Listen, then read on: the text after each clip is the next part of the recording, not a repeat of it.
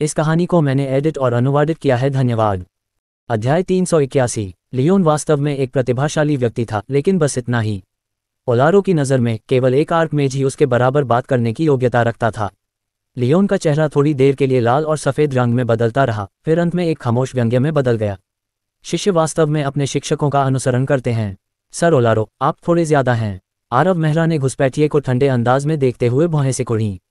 ज़्यादा? अगर आप आज वाइवन किंग ब्लड नहीं सौंपते हैं तो मैं आपको दिखाऊंगा कि ज़्यादा क्या होता है।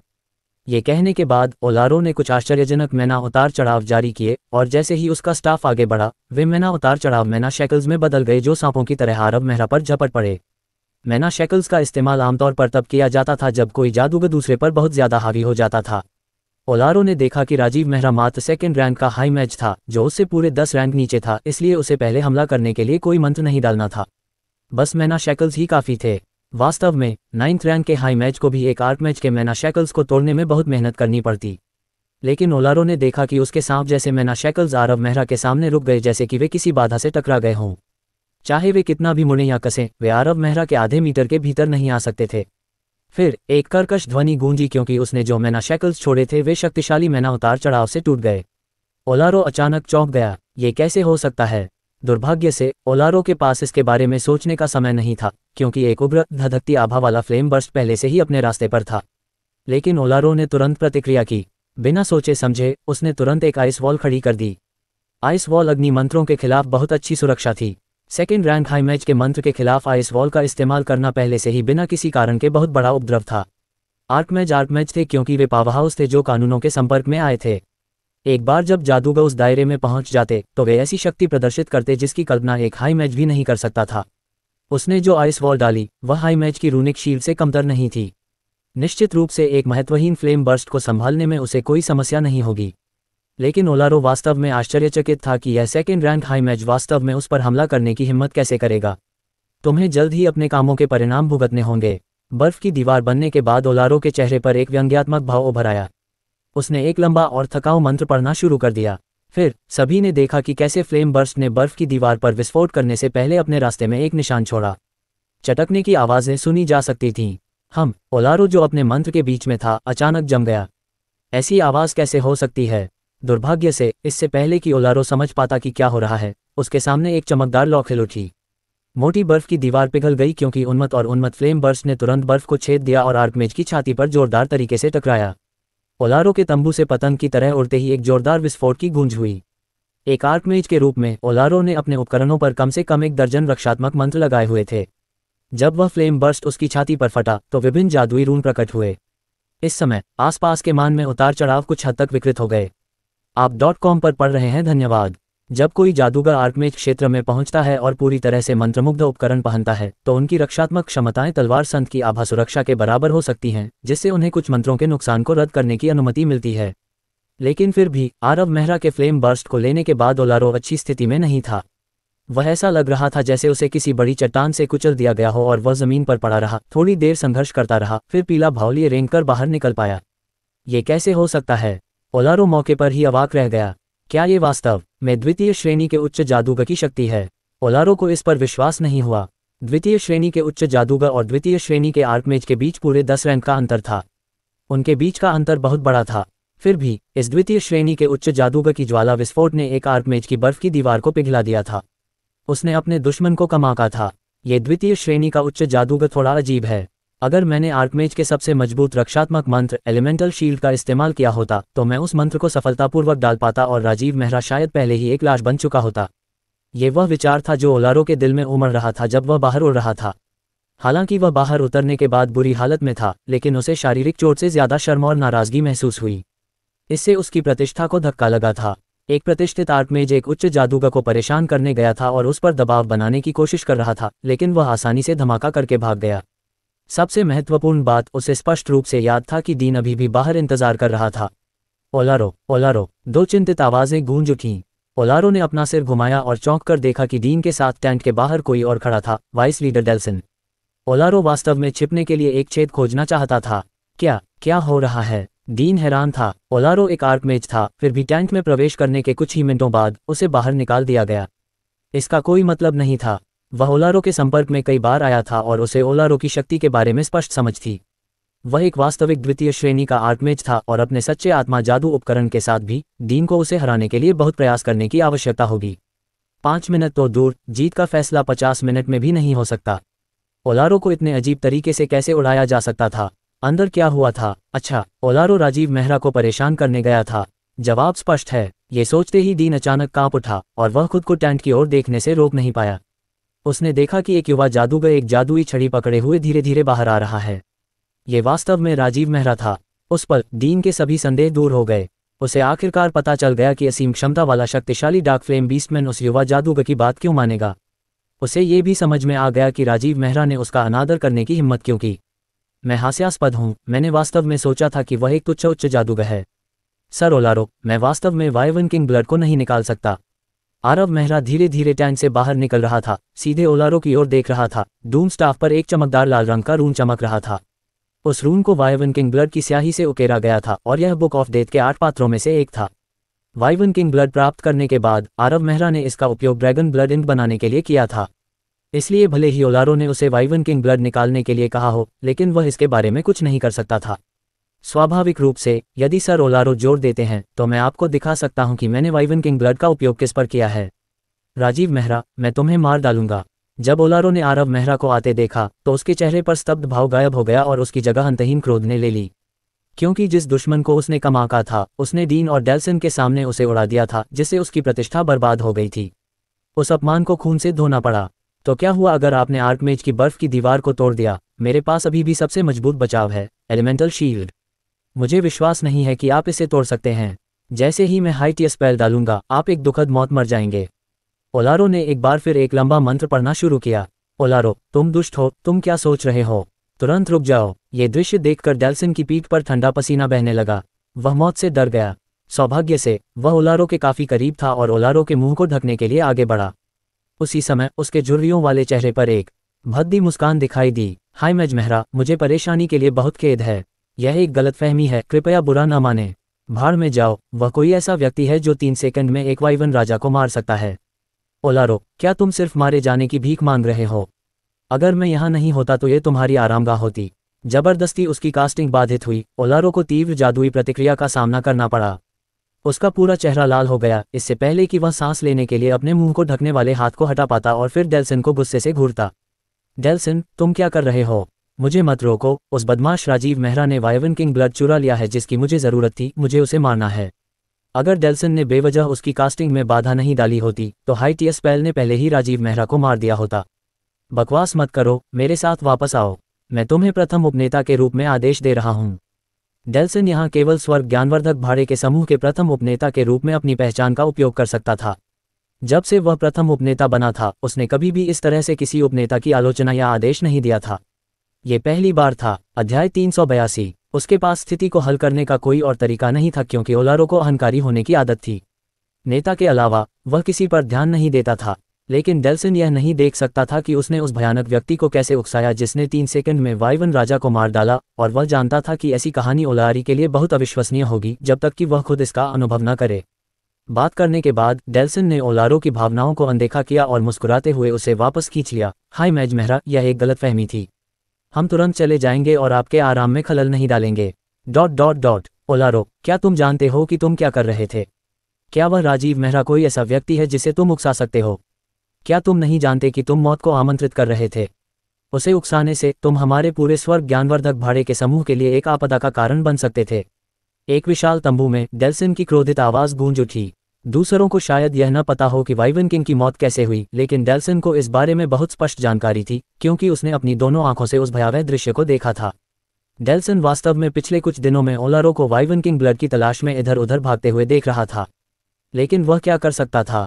वाइवन किंग ब्लड उस डरावने युवा हाई मैच के हाथों में था और डेल्सन के पास उसे वापस पाने की शक्ति नहीं थी।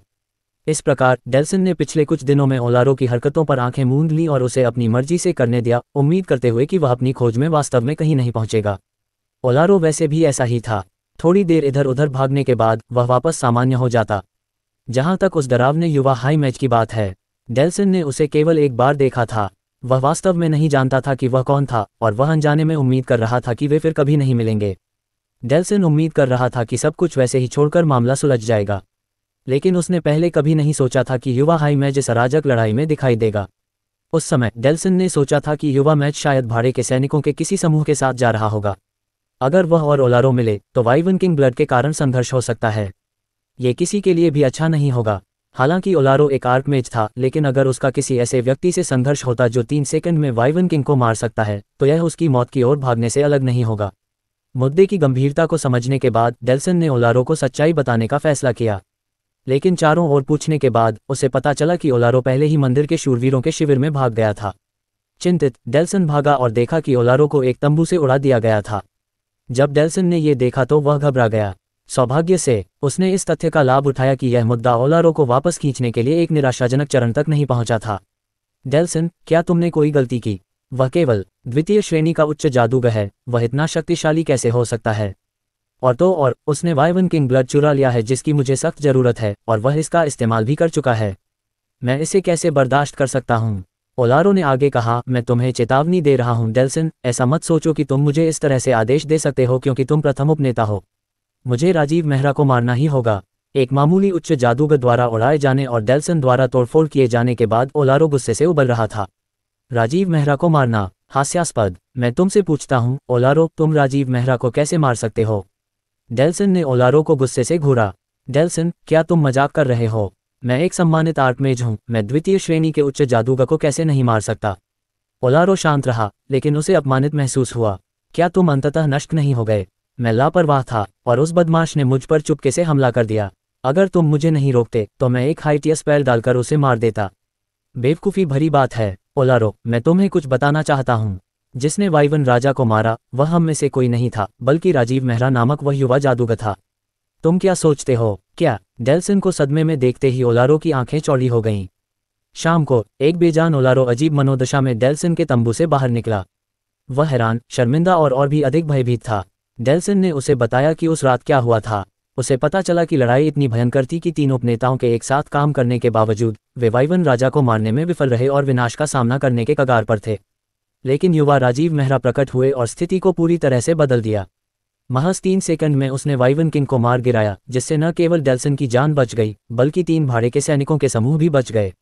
अब ओलारो को पता था कि वह कितना अज्ञानी था। उसने युवा जादूगर को वाइवन किंग ब्लड सौंपने के लिए मजबूर करने की कोशिश की और यहाँ तक कि उसे मारने की भी कोशिश की।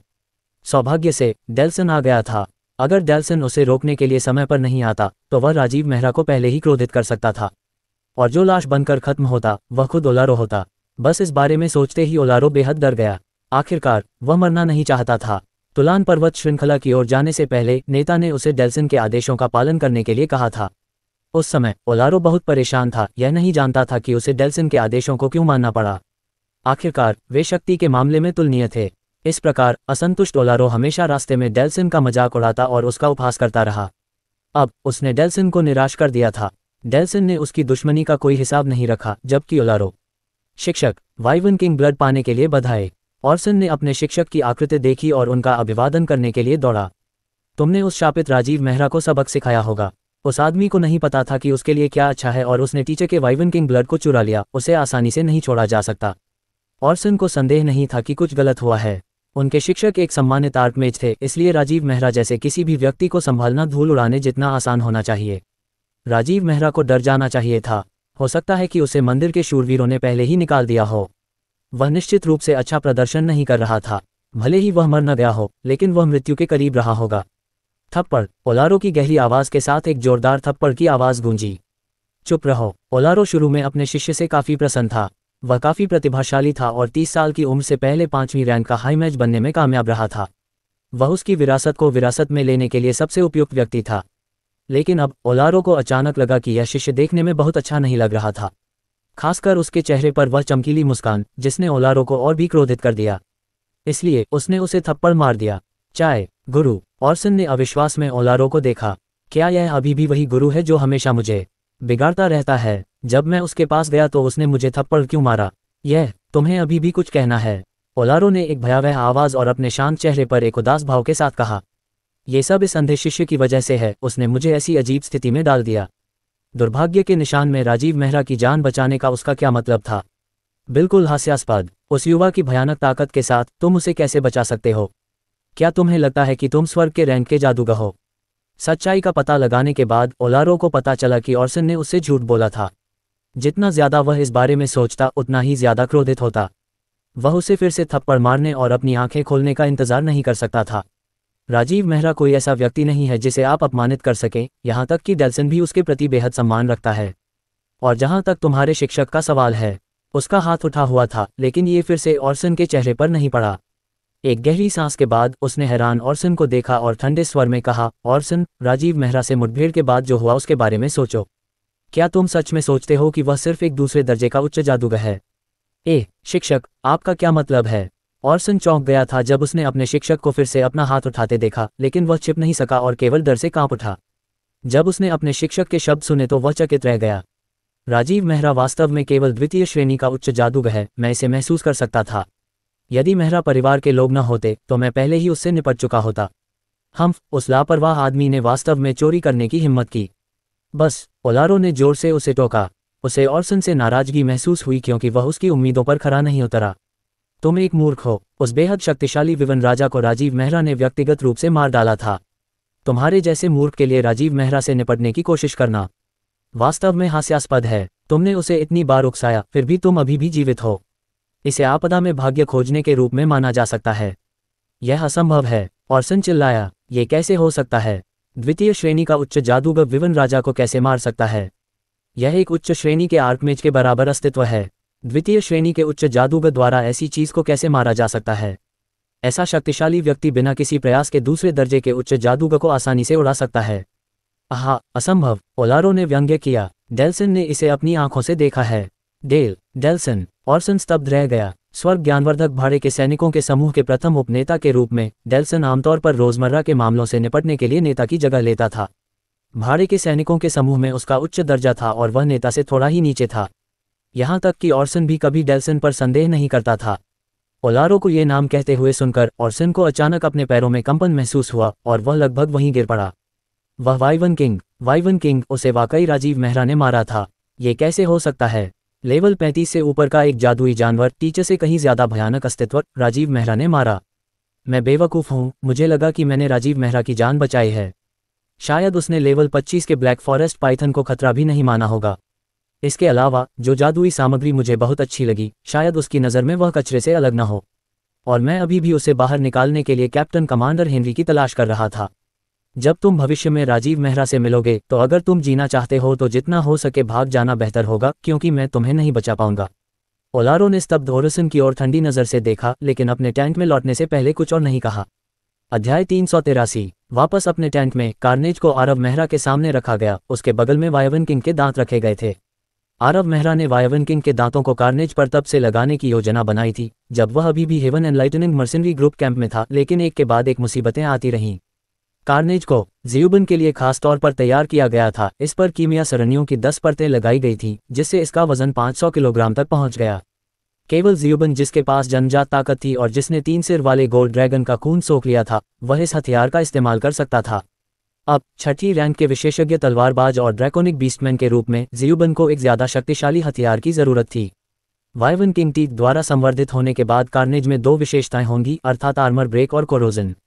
कार्नेज की शक्ति अनिवार्य रूप से कुछ स्तरों तक बढ़ जाएगी, लेकिन आरव मेहरा को कुछ परेशानी का सामना करना पड़ा।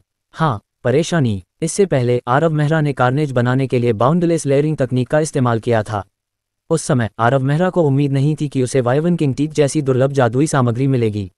जैसा कि हर कीमियागर जानता है, सबसे शक्तिशाली जादुई सामग्री को कोर के रूप में इस्तेमाल किया जाना चाहिए। ये जादुई औजारों के निर्माण में बुनियादी नियम था। अगर इसका सम्मान नहीं किया जाता तो ये जादुई औजार के संतुलन को प्रभावित करता। ये वर्तमान कार्नेज के साथ बिल्कुल वैसा ही मामला था। वाइवन किंग टीथ दुर्लभ सामग्री थी जो लेवल 35 के जादुई जानवर से आती थी। जब आध्यात्मिक जादुई औजार के लिए इस्तेमाल किया जाता था तो इसे कोर के रूप में इस्तेमाल किया जा सकता था, लेकिन अब इसे केवल कार्नेज के लिए सहायक सामग्री के रूप में इस्तेमाल किया जा सकता था। इसका एकमात्र प्रभाव कार्नेज में जंग और कवच तोड़ने की विशेषताओं को जोड़ना था। यहीं पर कार्नेज अलग था, क्योंकि कार्नेज को बाउंडलेस लेयरिंग तकनीक से तैयार किया गया था। भविष्य से इस सरणी ने ऐसा बनाया कि कार्नेज को आध्यात्मिक जादू उपकरण रैंक तक पहुंचने के लिए केवल गोल्ड एसेंस की आवश्यकता थी। दूसरे शब्दों में, गोल्ड एसेंस इस सरणी का मूल था और वाइवन टीथ का उपयोग केवल सहायक जादू सामग्री के रूप में किया जा सकता था। आप .com पर पढ़ रहे हैं। धन्यवाद। इस प्रकार एक समस्या थी। हालांकि गोल्ड एसेंस एक असामान्य सामग्री थी, ये वायवन किंग टीथ जितनी दुर्लभ नहीं थी, वे बहुत अलग प्रकार की जादुई सामग्री थीं। प्राथमिक और द्वितीयक सामग्री पूरी तरह से उल्टी थीं और अनिवार्य रूप से एक संघर्ष की ओर ले जाती थीं जिसे आरव मेहरा भी टाल नहीं पाते। आरव मेहरा ने कुछ गणनाएं की। यदि वायवन किंग टीथ को जोड़ा जाता तो आर्मर ब्रेक और कोरोजन विशेषताएं दिखाई दे सकती थीं, लेकिन ये कार्नेज की संरचना को भी नष्ट कर सकती थी। कार्नेज अपने वजन का 2/3 हिस्सा खो देगा और यह एक रूढ़िवादी अनुमान था। अगर बदकिस्मत रहा तो कार्नेज अपनी अस्थिर संरचना के कारण लड़ाई में टूट भी सकता है। यह विवरणों पर बहुत अधिक ध्यान देना और नींव को अनदेखा करना था। कार्नेज की शक्ति मूल रूप से उसके वजन और कठोरता से आती थी। कवच टूटने और जंग लगने की विशेषताओं के कारण इसकी सबसे बड़ी ताकत खोना कुछ ऐसा नहीं था जिसे आरव मेहरा देखना चाहते थे। आरव मेहरा ने कार्नेज को घूरते हुए 3 घंटे बिताए। बहुत देर हो चुकी थी। ज़ियुबन इतना थक गया था कि वह अपनी आंखें बंद नहीं कर पा रहा था। इन 3 घंटों में ज़ियुबन ने 20 से अधिक बार जम्हाई ली, किसी को ये संकेत देने की कोशिश करते हुए कि बहुत देर हो चुकी है और वह आराम करना चाहता है। दुर्भाग्य से उसे पूरी तरह से अनदेखा कर दिया गया। आरव मेहरा के पास नींद में डूबे ड्रैकोनिक बीस्टमैन से निपटने का समय नहीं था। उसने अपना पूरा ध्यान कार्नेज पर केंद्रित कर दिया। वायवन किंग टीथ बहुत ही भयानक थे। अगर उन्होंने उन्हें बिना सोचे समझे जोड़ दिया तो यह निश्चित रूप से कार्नेज की संरचना को नष्ट कर देगा। इससे बचना मुश्किल था। ये तो बताने की जरूरत नहीं है कि वह सिर्फ एक मास्टर अल्केमिस्ट था। भले ही वह आर्टिसन दायरे में प्रवेश कर गया हो, फिर भी वह कीमिया के बुनियादी नियमों को अनदेखा नहीं कर पाएगा। जब तक कि वह बाउंडलेस लेयरिंग तकनीक को फिर से डिजाइन न कर सके और इस सरणी को और अधिक स्थिर न बना सके। लेकिन उसे कार्नेज की संरचना में बदलावों को बलपूर्वक दबाना होगा। बाउंडलेस लेइंग तकनीक को फिर से डिजाइन करना कुछ ऐसा नहीं था जो 1 या 2 दिन में किया जा सकता था। आरव मेहरा ने अनुमान लगाया कि इसमें 2 साल लगेंगे। ये निश्चित रूप से इसके लायक नहीं था। एक बिल्कुल नया ट्रू स्पिरिट मैजिक टूल बनाने के लिए 2 साल पर्याप्त थे, तो वह उस समय को आध्यात्मिक मैजिक टूल को ठीक करने में क्यों खर्च करेगा। रुको। अपने विचारों के बीच आरव मेहरा ने अचानक कुछ याद करते हुए सोचा, ठीक है, मैं इसे फिर से डिजाइन नहीं कर सकता, लेकिन मैं सरणी की स्थिरता बढ़ाने के लिए एक और तरीका इस्तेमाल कर सकता हूँ। इसके अलावा सामग्री पहले से ही तैयार थी। आरव मेहरा ने अपनी जेब में हाथ डाला और ड्रैगन ब्लड इंक का एक छोटा सा हिस्सा निकाला। आरव मेहरा ने ड्रैगन ब्लड इंक उस रात बनाई थी जिस रात उसने वाइवन किंग को मारा था। उसने इसका ज्यादातर हिस्सा डूम स्टाफ पर इस्तेमाल किया। वाइवन किंग ब्लड की शक्ति का इस्तेमाल करके बुक ऑफ डेथ के 8वें कैरेक्टर को बनाया। अब ड्रैगन ब्लड इंक का 1/3 हिस्सा बचा था।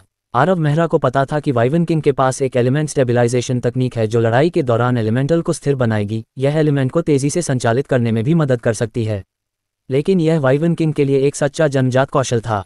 जन्मजात कौशल रक्त रेखाओं के माध्यम से आगे बढ़ते थे। दूसरे शब्दों में, वाइवन किंग के खून में अनिवार्य रूप से एलिमेंटल स्टेबिलाइजेशन तकनीक की शक्ति निहित थी।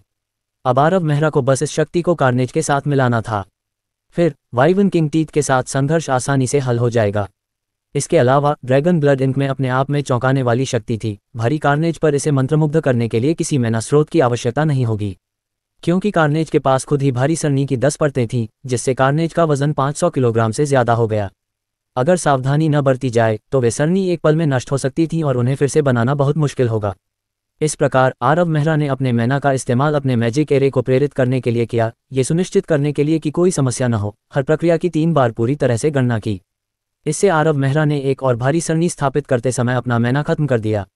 एक उच्च स्तरीय मैना क्रिस्टल के साथ ठीक होने के बाद उन्होंने अपने मैजिक एरे को फिर से प्रेरित किया और ड्रैगन ब्लड इंक के बाकी हिस्सों का उपयोग करने के लिए 2 घंटे से ज्यादा समय बिताया, लेकिन परिणाम असाधारण था। कार्नेज का भारी प्रभाव बहुत बढ़ गया था। कार्नेज की भारी बाउंडलेस लेयरिंग एरे की सीमा पहले 10 परतें थी, लेकिन अब ये 20 हो गई थी। वाइवन किंग टीथ के साथ संघर्ष की समस्या पूरी तरह से हल हो गई थी और वाइवन किंग टीथ के जड़े जाने के बाद कोई समस्या नहीं हुई, लेकिन उस सभी जटिल काम में बहुत समय लग गया। जाओ और इसे आजमाओ। आरव मेहरा के चेहरे पर थकावट भरी अभिव्यक्ति दिखाई दी जब वह धीरे से उठा और अपने बगल में मौजूद ड्रैकोनिक बीस्टमैन से बात की।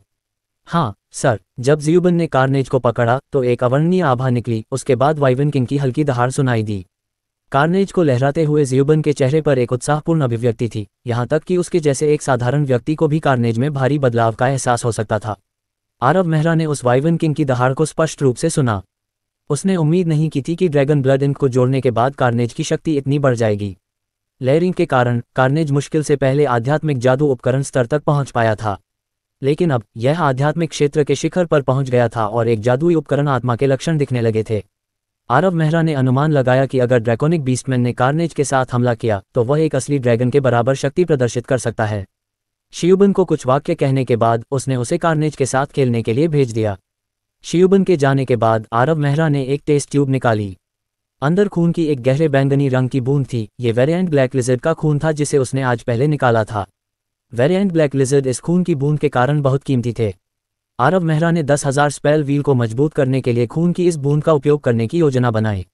उसके 3 सच्चे स्पिरिट मैजिक टूल्स में से 10,000 स्पेल व्हील सबसे शक्तिशाली था। आखिरकार उसके पास एंडरफा था जो सीधे 10,000 स्पेल व्हील और मैजिक एरे को जोड़ता था। ये वास्तव में बिना किसी बाधा के 10,000 मंत्र डाल सकता था। उसने एंडरफा को बुलाया और 10,000 जादू के पहिए से एक काली धुंध निकली। तीनों अजीब चेहरों ने आरव मेहरा को देखा और उसके कुछ कहने का इंतजार भी नहीं किया और दहाड़ते हुए कहा, अरे तुम मुझे फिर से क्यों बुला रहे हो? क्या मैंने नहीं कहा कि मुझे नहीं पता? मैं सिर्फ एक जादू का औजार हूँ और वॉन के जादू के औजारों में से एक सबसे साधारण औजार हूँ। उसने मुझे एक तरफ भी रख दिया। मैं कैसे जान सकता था कि उसने कितने रहस्य छिपाए हैं? ठीक है, परेशान करना बंद करो। मैंने तुम्हें आज रहस्यों के बारे में बात करने के लिए नहीं बुलाया। आरव मेहरा एंडफा से बात करते हुए टेस्ट ट्यूब को देख रहा था। एंडफा का सामना करने की जहमत नहीं उठा रहा था। एंडफा ने आरव मेहरा की नज़र का अनुसरण किया और टेस्ट ट्यूब और खास तौर पर बैंगनी रंग की उस बूंद को देखा। इसने उसकी आंखें चौड़ी कर दी। वेरिएंट ब्लैक लिजर्ड का खून। मेहरा, तुम 10,000 जादू के पहिए को मजबूत करने की योजना बना रहे हो? हाँ, बहुत बेकार, बहुत बेकार। एंडफा के 3 अजीब चेहरे एक साथ खून की बूंद को देख रहे थे। यहाँ तक कि धुंध आकार भी उसके लालच को छिपा नहीं सका। मेहरा, हम इस पर चर्चा क्यों न करें? चर्चा करने के लिए क्या है? कीमिया के क्षेत्र में अपनी उपलब्धि के साथ आपको पता होना चाहिए कि वेरिएंट ब्लैक लिजर्ड की यह बूंद 10,000 स्पेल व्हील की शक्ति को अधिकतम 10% तक बढ़ा देगी। 10% आपके लिए कुछ भी नहीं है। आरव मेहरा ने झल्लाहट में हंसते हुए कहा। 10,000 स्पेल व्हील एक सच्चा स्पिरिट मैजिक टूल था। हालांकि आरव मेहरा ने बाद में अपग्रेड के लिए कुछ जगह निर्धारित की थी, लेकिन इसे आकस्मिक रूप से अपग्रेड नहीं किया जाना था। 10% की बात तो दूर, एक सच्चा स्पिरिट मैजिक टूल 10 साल में केवल 1% ही प्राप्त कर सकता है और जादुई सामग्रियों की कीमत स्पिरिट मैना क्रिस्टल में तौली जाएगी। एंडरफा बड़ी बड़ी बातें कर रहा था। 10% उसके मुंह से कुछ भी निकलता हुआ नहीं लग रहा था। अध्याय 384। मुझे मजाक मत समझो। एंडरफा की आवाज़ बहुत गंभीर थी। 10,000 स्पेल व्हील को मजबूत करने के लिए वेरिएंट ब्लैक लिजर्ड ब्लड की एक बूंद का इस्तेमाल करने से अच्छा असर हो सकता है, लेकिन क्या आप सिर्फ 10% शक्ति वृद्धि से संतुष्ट होंगे? क्या आपके पास कोई बेहतर तरीका है? स्वाभाविक रूप से, जब तक आप मुझे रक्त की यह बूंद देने के लिए तैयार हैं, मैं गारंटी दे सकता हूं कि 10,000 स्पेल व्हील की शक्ति 3 दिनों के भीतर दोगुनी हो जाएगी और सीधे मध्य श्रेणी के ट्रू स्पिरिट मैजिक टूल तक पहुंच जाएगी। मध्य श्रेणी? आरव मेहरा चौंक गया। आखिरकार उसने इस 10,000 स्पेल व्हील पर अनगिनत प्रयास किए थे, लेटोर गोल्ड एसेंस से लेकर स्टार जेम तक, यहाँ तक कि एलिमेंटल एम्बर को हटाने के लिए अपने स्पिरिचुअल मैजिक स्टाफ को भी चकनाचूर कर दिया था। इस ट्रू स्पिरिट मैजिक टूल को तैयार करने के लिए मर्करी टॉवर में कुछ महीने बिताकर इसे पूरा किया था। इसे आरव मेहरा का अब तक का सबसे बेहतरीन काम कहा जा सकता है। उन्होंने बेहतरीन जादुई सामग्री, सबसे उन्नत कीमिया प्रयोगशाला और समय से परे कीमिया तकनीक का इस्तेमाल करके 10,000 जादू चक्र को जन्म दिया। लेकिन फिर भी आरव मेहरा ने इसे सिर्फ true spirit magic tool level तक ही पहुंचाया। अगर एंडरफा का अस्तित्व न होता तो शायद इसमें मैजिक टूल अवतार भी न होता, लेकिन अब एंडरफा कह रहा था कि वह इसे मिड रैंक तक पहुंचा सकता है। ये वैसा ही होगा जैसे 5वें रैंक का आर्कमेज कोई चाल चल रहा हो। ये कैसी अवधारणा थी? भले ही आरव मेहरा शांत थे, लेकिन जब उन्होंने ये सुना तो वे आश्चर्य से चिल्ला उठे। क्या तुम गंभीर हो? आरव मेहरा ने थोड़ी देर तक एंडरफा को ध्यान से देखा और अविश्वास में पूछा। हाँ, ठीक है, मैं तुम्हें वेरिएंट ब्लैक लिजर्ड की यह बूंद दूंगा। मुझे उम्मीद है कि मैं 3 दिनों में निराश नहीं होऊंगा। आरव मेहरा ने सिर हिलाने से पहले एंडरफा को थोड़ी देर तक देखा। उसने उस पर विश्वास करना चुना। 10,000 स्पेल व्हील के मैजिक टूल अवतार के रूप में एंडरफा को इससे बहुत लाभ होगा क्योंकि यह अधिक शक्तिशाली हो जाएगा। इसके अलावा एंडरफा रहस्य में डूबा हुआ था। वह वॉन के कई रहस्यों के साथ साथ कई प्राचीन रहस्यों को भी जानता था। उसने 10,000 स्पेल व्हील में प्रवेश करने के बाद ड्रैगन की दहाड़ भी निकाली। टेस्ट ट्यूब को खोलने के बाद आश्चर्यजनक मैना उतार चढ़ाव उत्सर्जित हुए। काली धुंध ने 10,000 स्पेल व्हील में लौटने से पहले खून को बहा दिया। ये सब खत्म होने के बाद आरव मेहरा ने खिंचाव किया और रहस्यमय पात्रों का अध्ययन जारी रखा। ओलारो के साथ दुर्घटना के बाद से डीन का ज़्यूबन के समूह के प्रति रवैया बहुत बदल गया। उस घटना से पहले वह हर रात बातचीत करने के लिए आता था, लेकिन कल उसने हिम्मत नहीं की। डीन को ही पता था कि क्यों। ज़्यूबन में असीम क्षमता थी और वह कुछ ही सालों में स्वॉर्ड सेंट बन सकता था। उसे टेम्पल नाइट मर्सेनरी ग्रुप में शामिल करना एक बड़ी उपलब्धि होगी, लेकिन अब वह ऐसा करने की हिम्मत नहीं कर रहा था। अब उसे साफ समझ में आ गया था कि जब ड्रेकोनिक बीस्टमैन ने राजीव मेहरा के सामने उसे पकड़ने की कोशिश की थी तो उसके चेहरे पर इतनी विकृत अभिव्यक्ति क्यों थी। डीन के चेहरे पर भी यही अभिव्यक्ति थी जब ओलारो मुसीबत की तलाश में आया था। हाँ, वह अपने दुर्भाग्य से खुश था। राजीव मेहरा कोई कम रैंक वाला हाई मैज नहीं था।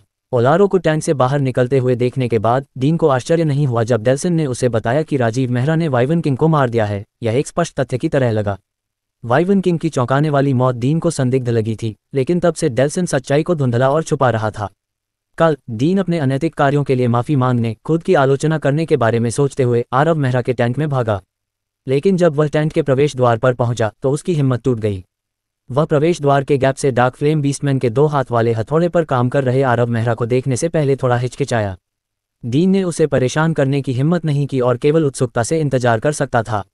वह कुछ घंटों तक इंतजार करता रहा, लगभग खड़े खड़े सो गया, जब वह अचानक कुछ शक्तिशाली मान उतार चढ़ाव से जाग गया। स्वर्ग, यह एक चरम आध्यात्मिक जादू उपकरण है। एक तलवार संत के रूप में अपनी अंतर्दृष्टि के साथ उसने देखा कि कार्नेज किस परिवर्तन से गुजरा। इसकी शक्ति कुछ गुना बढ़ गई और यह सीधे सामान्य आध्यात्मिक जादू उपकरण क्षेत्र से चरम आध्यात्मिक क्षेत्र में पहुंच गया। इसके लिए कम से कम एक मास्टर कीमियागर की आवश्यकता होगी। डीन की अभिव्यक्ति बहुत जटिल हो गई।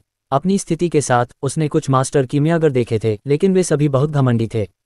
खास तौर पर मर्करी टॉवर के मास्टर अल्केमिस्ट, वे उसके जैसे तलवार संत को जवाब देने के लिए तैयार नहीं थे। एकमात्र मास्टर अल्केमिस्ट जिसके साथ उसका संबंध था वह ओलारो था। हेवन एनलाइटनिंग मर्सेनरी ग्रुप में उसकी स्थिति काफ़ी अच्छी थी। हालांकि वह सबसे मजबूत वाइस लीडर में से एक नहीं था, लेकिन उसकी गहन कीमिया कौशल ने उसे स्थिति के मामले में प्रथम वाइस लीडर डेल्सन के बराबर बना दिया। यहाँ तक कि लीडर भी ओलारो से बात करते समय विनम्र होता था। लेकिन डीन ने ऐसे युवा मास्टर अल्केमिस्ट के बारे में कभी नहीं सुना था। और कीमिया के क्षेत्र में राजीव मेहरा की भविष्य की उपलब्धियों को कम करके नहीं आंका जाना चाहिए। वह 10 साल के भीतर एक कारीगर बन जाएगा। डीन स्पष्ट रूप से जानता था कि कारीगर कितने दुर्लभ हैं। वह कई दर्जन वर्षों तक जीवित रहा, लेकिन कभी किसी कारीगर से नहीं मिला। ऐसा कहा जाता है कि एंडलुसा साम्राज्य में वर्तमान में केवल 3 कारीगर थे, शक्तिशाली और भविष्य के कारीगर। ये सोचकर डीन का दिल खट्टा हो गया। काश मैं इस युवा राजीव मेहरा से मिलते समय गलत निर्णय नहीं लेता। अगर मैंने वो मूर्खतापूर्ण काम नहीं किए होते तो मैं भविष्य के कारीगर से दोस्ती कर सकता था। डीन ने भारी आह भरी और अपना सिर हिलाया और अपने रहने के क्वार्टर में लौट आया। ... तीनों भाड़े के समूह तुलान पर्वत श्रृंखला की गहराई की ओर बढ़ते रहे। रास्ते में लगातार जादुई जानवरों से मिलते रहे। लेवल 20 से ऊपर के जादुई जानवर अब हर जगह थे और दबाव में 3 भाड़े के समूहों के बीच समन्वय लगातार बेहतर होता गया। स्वाभाविक रूप से आरव मेहरा ने ज़्यूबन और अन्य लोगों को कुछ युद्ध अनुभव प्राप्त करना नहीं भूला। पहले दिन वे एक शक्तिशाली लेवल 30 जादुई जानवर से मिले जो एक आर्कमेज के बराबर था। यहाँ तक कि 3 भाड़े के समूहों ने 1 दर्जन सदस्यों को खो दिया जब ये दिखाई दिया, लेकिन सौभाग्य से तलवार से डीन ने तुरंत आगे बढ़कर उस जादुई जानवर को मार डाला। ज़्यूबन अपने नरसंहार के साथ एक वध मशीन की तरह लग रहा था। जहाँ भी वह जाता, जादुई जानवर कीमा बनाया हुआ मांस में बदल जाते। यह इस हद तक था कि ज़्यूबन के प्रशंसकों की संख्या लगातार बढ़ रही थी। उस दिन ज़्यूबन के पागल वध ने लेवल 29 के जादुई जानवर की नज़र को आकर्षित किया, लेकिन ज़्यूबन ने आरव मेहरा को निराश नहीं किया। हालांकि यह एक कठिन लड़ाई थी, फिर भी उसने उस जादुई जानवर को हरा दिया। कार्नेज का परिवर्तन बहुत बड़ा था। इसे एक नया हथियार भी कहा जा सकता है, और ज़्यूबन को अभी कार्नेज की आदत नहीं पड़ी थी। अन्यथा ज़्यूबन ने कार्नेज के साथ उस स्तर 29 के जादुई जानवर को आसानी से कुचल दिया होता। दूसरे दिन आरव मेहरा ने स्पष्ट रूप से एक मामूली बदलाव देखा। हालांकि जादुई जानवर पहले की तरह बहुत ज्यादा नहीं थे, लगभग 100 एक साथ दिखाई दे रहे थे, लेकिन उनका स्तर बहुत बढ़ गया। दोपहर में जब वे अपने टैंक लगा रहे थे, डेल्सन और ओलारो ने हाथ मिलाया और 10 मिनट से ज्यादा समय लेवल 32 एमेथिस्ट एप किंग को संभालने में बिताया। तीसरे दिन, और शायद इसलिए कि 3 भाड़े के समूहों की किस्मत बहुत खराब थी, उन्हें दोपहर और सुबह दोनों समय लेवल 30 के जादुई जानवरों का सामना करना पड़ा। सौभाग्य से 3 भाड़े के समूहों में स्वॉर्ड सेंट और आर्कमेज थे। उन्होंने नुकसान को सीमित करने के लिए तुरंत कार्रवाई की। रात में आरव मेहरा अपने टैंक में अकेले थे, बुक ऑफ डेथ का अध्ययन कर रहे थे, जब उन्हें अचानक खून की गंध आई। उसने हल्के से भौहें सिकुड़ी और अपने तंबू का दरवाजा खोला और चुपचाप कैंप से बाहर निकल गया। उसका मैजिक एरे पूरी गति से काम कर रहा था। जल्दी जल्दी गणना करके उसने अनुमान लगाया कि खून की गंध कैंप से कई किलोमीटर दूर एक जंगल से आ रही थी। उस खून की गंध ने आरव मेहरा को एक अजीब और अनजाना एहसास दिया। जल्द ही लिन कुछ किलोमीटर पार कर गया और एक हरे भरे जंगल में पहुंच गया जो जीवन की आभा से भरा हुआ था। ऊंचे पेड़, हरी भरी मिट्टी, सुगंधित फूल। जैसे ही वह जंगल में दाखिल हुआ, उसे लगा कि जंगल कुछ अजीब है। ऑरेंज पर्वत श्रृंखला से लेकर तुलान पर्वत श्रृंखला तक उसने कई जंगल पार किए थे, लेकिन कोई भी इस जंगल जितना समृद्ध नहीं था। यह उतना ही समृद्ध था जितना कि जब वह 4 सीजन्स कैनियन में था, लेकिन वह एक असामान्य समृद्ध एहसास था। इस जंगल ने आरव मेहरा को एक प्राकृतिक एहसास दिया। ये 4 सीजन्स कैनियन से स्पष्ट रूप से अलग था। लेकिन आरव मेहरा आधे घंटे से ज्यादा चले, लेकिन एक भी जादुई जानवर से नहीं मिले। ये तुलान पर्वत श्रृंखला की गहराई थी, और यद्यपि जादुई जानवर अपेक्षाकृत फैले हुए थे, लेकिन आधे घंटे के भीतर किसी से न मिलना बहुत अजीब था। रुको। वह अचानक रुक गया। भौहें सिकुड़ते हुए उसने अपने आसपास का निरीक्षण किया। 10 मिनट के बाद उसकी भौहें धीरे धीरे कम हो गईं। उसका अनुमान शायद सही था। ये स्थान संभवतः रक्तपात वन था। उसने रक्तपात वन के बारे में जानकारी पढ़ी थी। ये तुलान पर्वत श्रृंखला की गहराई में स्थित एक रहस्यमय स्थान था। पूरा जंगल जीवन शक्ति से भरा हुआ था, लेकिन जंगल में प्रवेश करने वाला कोई भी प्राणी अंदर खो जाता था। यही कारण था कि वह आधे घंटे से अधिक समय तक बिना किसी जादुई जानवर को देखे चला गया। रक्तपात वन। उन दिनों गौगास राजा और सम्राट झांतुई ने यहाँ लड़ाई की और इस स्थान पर खून बहाया। यह मूल रूप से एक खाली मैदान था, लेकिन 1 दर्जन साल बाद कई पेड़ उगाए और सहस्राब्दियों बाद आइवरी टॉवर ने यहाँ एक शक्तिशाली लाइन भेजी। कम से कम 10 तलवार संत और आर्कमेज विशेषज्ञ इस अजीब जंगल में प्रवेश कर गए, लेकिन कभी बाहर नहीं आए। इसके बाद किसी ने भी इस भ्रामक जंगल में पैर रखने की हिम्मत नहीं की। अध्याय 385। लेकिन जादू के युग के चरम के दौरान रक्तपात वन का रहस्य धीरे धीरे सामने आया। ये वास्तव में बहुत सरल था। ये रिवर्स लॉ से भरा एक जंगल था। भविष्य में इसे रिवर्स फॉरेस्ट कहा गया। दूसरे शब्दों में, रक्तपात वन में सब कुछ विपरीत दिशा में विकसित हो रहा था। आरव मेहरा ने रक्तपात वन की सावधानीपूर्वक खोज की और जल्द ही लड़ाई के कई संकेत मिले। स्पष्ट तलवार के घाव के साथ साथ अवशिष्ट मान उतार चढ़ाव भी थे। ये निशान बहुत पुराने लग रहे थे, जिसने अनिवार्य रूप से आरव मेहरा को आश्चर्यचकित कर दिया। इस युग में रक्तपात वन वर्जित था। कोई भी कभी भी जंगल से जीवित नहीं निकलता था। रक्तपात वन में खो जाने वाले लोग एक दूसरे का वध नहीं करेंगे, है न? तलवार के घाव और मान उतार चढ़ाव ने आरव मेहरा को यह एहसास दिलाया कि उन्हें तलवार संतों और आर्कमेज से कहीं अधिक शक्तिशाली लोगों ने छोड़ा है। इससे स्वर्ग रैंक का एहसास हुआ।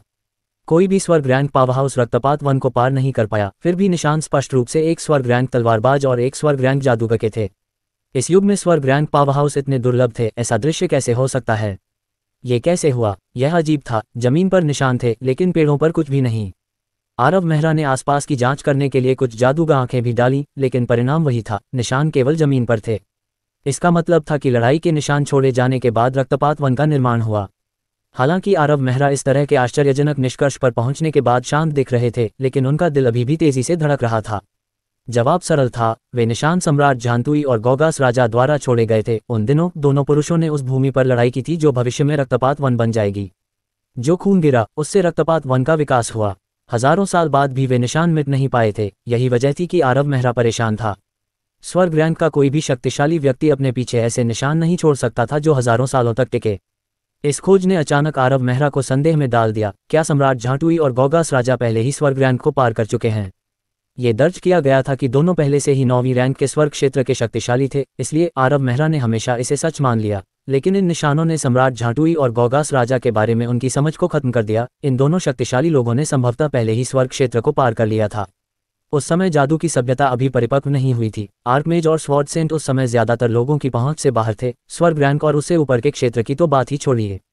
आरव मेहरा ने मान में उतार चढ़ाव की एक हल्की सी झलक देखी। ये मान में उतार चढ़ाव गौगास राजा द्वारा छोड़े गए थे। उसने इसे मैजिक एरे से विश्लेषण करवाने के लिए एकत्र किया, लेकिन अभी नहीं। यदि उसने अभी इसका विश्लेषण किया तो मैजिक एरे ध्वस्त हो सकता है। यह आरव मेहरा द्वारा बिना किसी कारण के हंगामा करने जैसा नहीं था। आखिरकार उस मन उतार चढ़ाव के स्वामी ने स्वर्ग रैंक क्षेत्र को पार कर लिया था। उसे इसका विश्लेषण करने के लिए मैजिक एरे का उपयोग करने का प्रयास करने के लिए आर्कमेज बनने तक इंतजार करना होगा। आरव मेहरा युद्ध के निशानों का अनुसरण करते हुए बहुत लंबे समय तक चला। वह कुछ घंटों के बाद एक झील पर पहुंच गया। वह रुक गया और शांत पानी की सतह को ध्यान से देखा। झील बहुत ही असामान्य थी। ये बहुत बड़ी थी और पानी का रंग हल्का लाल था। इसके अलावा वहां कोई लहर नहीं थी। 1 दर्जन से अधिक मिनटों तक इसे देखने के बाद आरव मेहरा को कुछ भी असामान्य नहीं लगा। लेकिन उसने जाने की योजना नहीं बनाई, क्योंकि युद्ध के निशान अचानक समाप्त होने से पहले इस झील तक ले गए थे। आरव मेहरा ने झील की जांच करने के लिए एक जादूगरनी की आंख डाली, लेकिन जब जादूगरनी की आंख झील की सतह को छूती है तो वह बिना आवाज किए गायब हो जाती है। मन का उतार चढ़ाव। आरव मेहरा अचानक चौंक गया। उसने कुछ और जादूगरनी की आंखें डाली और कुछ और बार कोशिश की, फिर भी नतीजा वही रहा। आरव मेहरा को सबसे ज्यादा आश्चर्य इस बात से हुआ कि उसे किनारे से कोई भी मन का उतार चढ़ाव महसूस नहीं हुआ। फिर भी जादूगरनी की आंखें तीव्र मन के उतार चढ़ाव का सामना करने के बाद गायब हो जाती हैं। सतर्क आरव मेहरा नहीं चाहता था कि उसके शरीर को कुछ हो, इसलिए उसने 3 जल कठपुतलियों को बुलाया और उन्हें झील में डुबकी लगाने के लिए कहा। जैसे जैसे वे और गहरे होते गए, कठपुतली में से एक की दृष्टि आरव मेहरा को फिर से दिखाई दी और झील की स्थिति उसकी आंखों के सामने आ गई। झील के तल पर एक पत्थर की पट्टिका खड़ी थी, लेकिन क्योंकि यह बहुत दूर थी, आरव मेहरा केवल ये देख पा रहा था कि यह एक पत्थर की पट्टिका थी और कुछ नहीं। जब तक जल कठपुतली पत्थर की पट्टिका तक पहुंची, आरव मेहरा ने देखा कि उस पर तलवार से शब्द उकेरे गए थे। मैं और लुओनिंग 3 साल से खोए हुए हैं, कोई भी जीवित नहीं बचा है। आरव मेहरा अवाक रह गया, खासकर अंतिम वाक्य से, कोई भी जीवित नहीं बचा है। उसने उन शब्दों को देखा और महसूस किया कि उन्हें एक जटिल मनोदशा के साथ उकेरा गया था। वहां घबराहट, हताशा और उससे भी अधिक निराशा थी।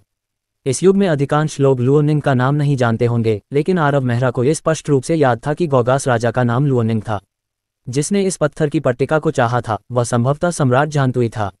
जब आरव मेहरा ने वॉन की प्रयोगशाला का पता लगाया तो उसे एक स्वर्गव्यांग कठपुतली मिली जिसने कुछ गहन वाक्य कहे। क्या कोई अभी भी जीवित है? आगे कोई रास्ता नहीं है। ये वाक्य डार्क सेज ने पीछे छोड़े थे, लेकिन हेवन रैंक पपेट को गंभीर क्षति पहुंची थी। आरव मेहरा केवल ये कुछ शब्द ही सुन पाए थे। और अब ब्लडशेड फॉरेस्ट में उन्हें एक बार फिर सम्राट झांटुई द्वारा छोड़ा गया ऐसा रहस्यमय संदेश मिला। आखिर वे पावरहाउस क्या संदेश देना चाह रहे हैं जो हेवन रैंक को पार कर गए हैं?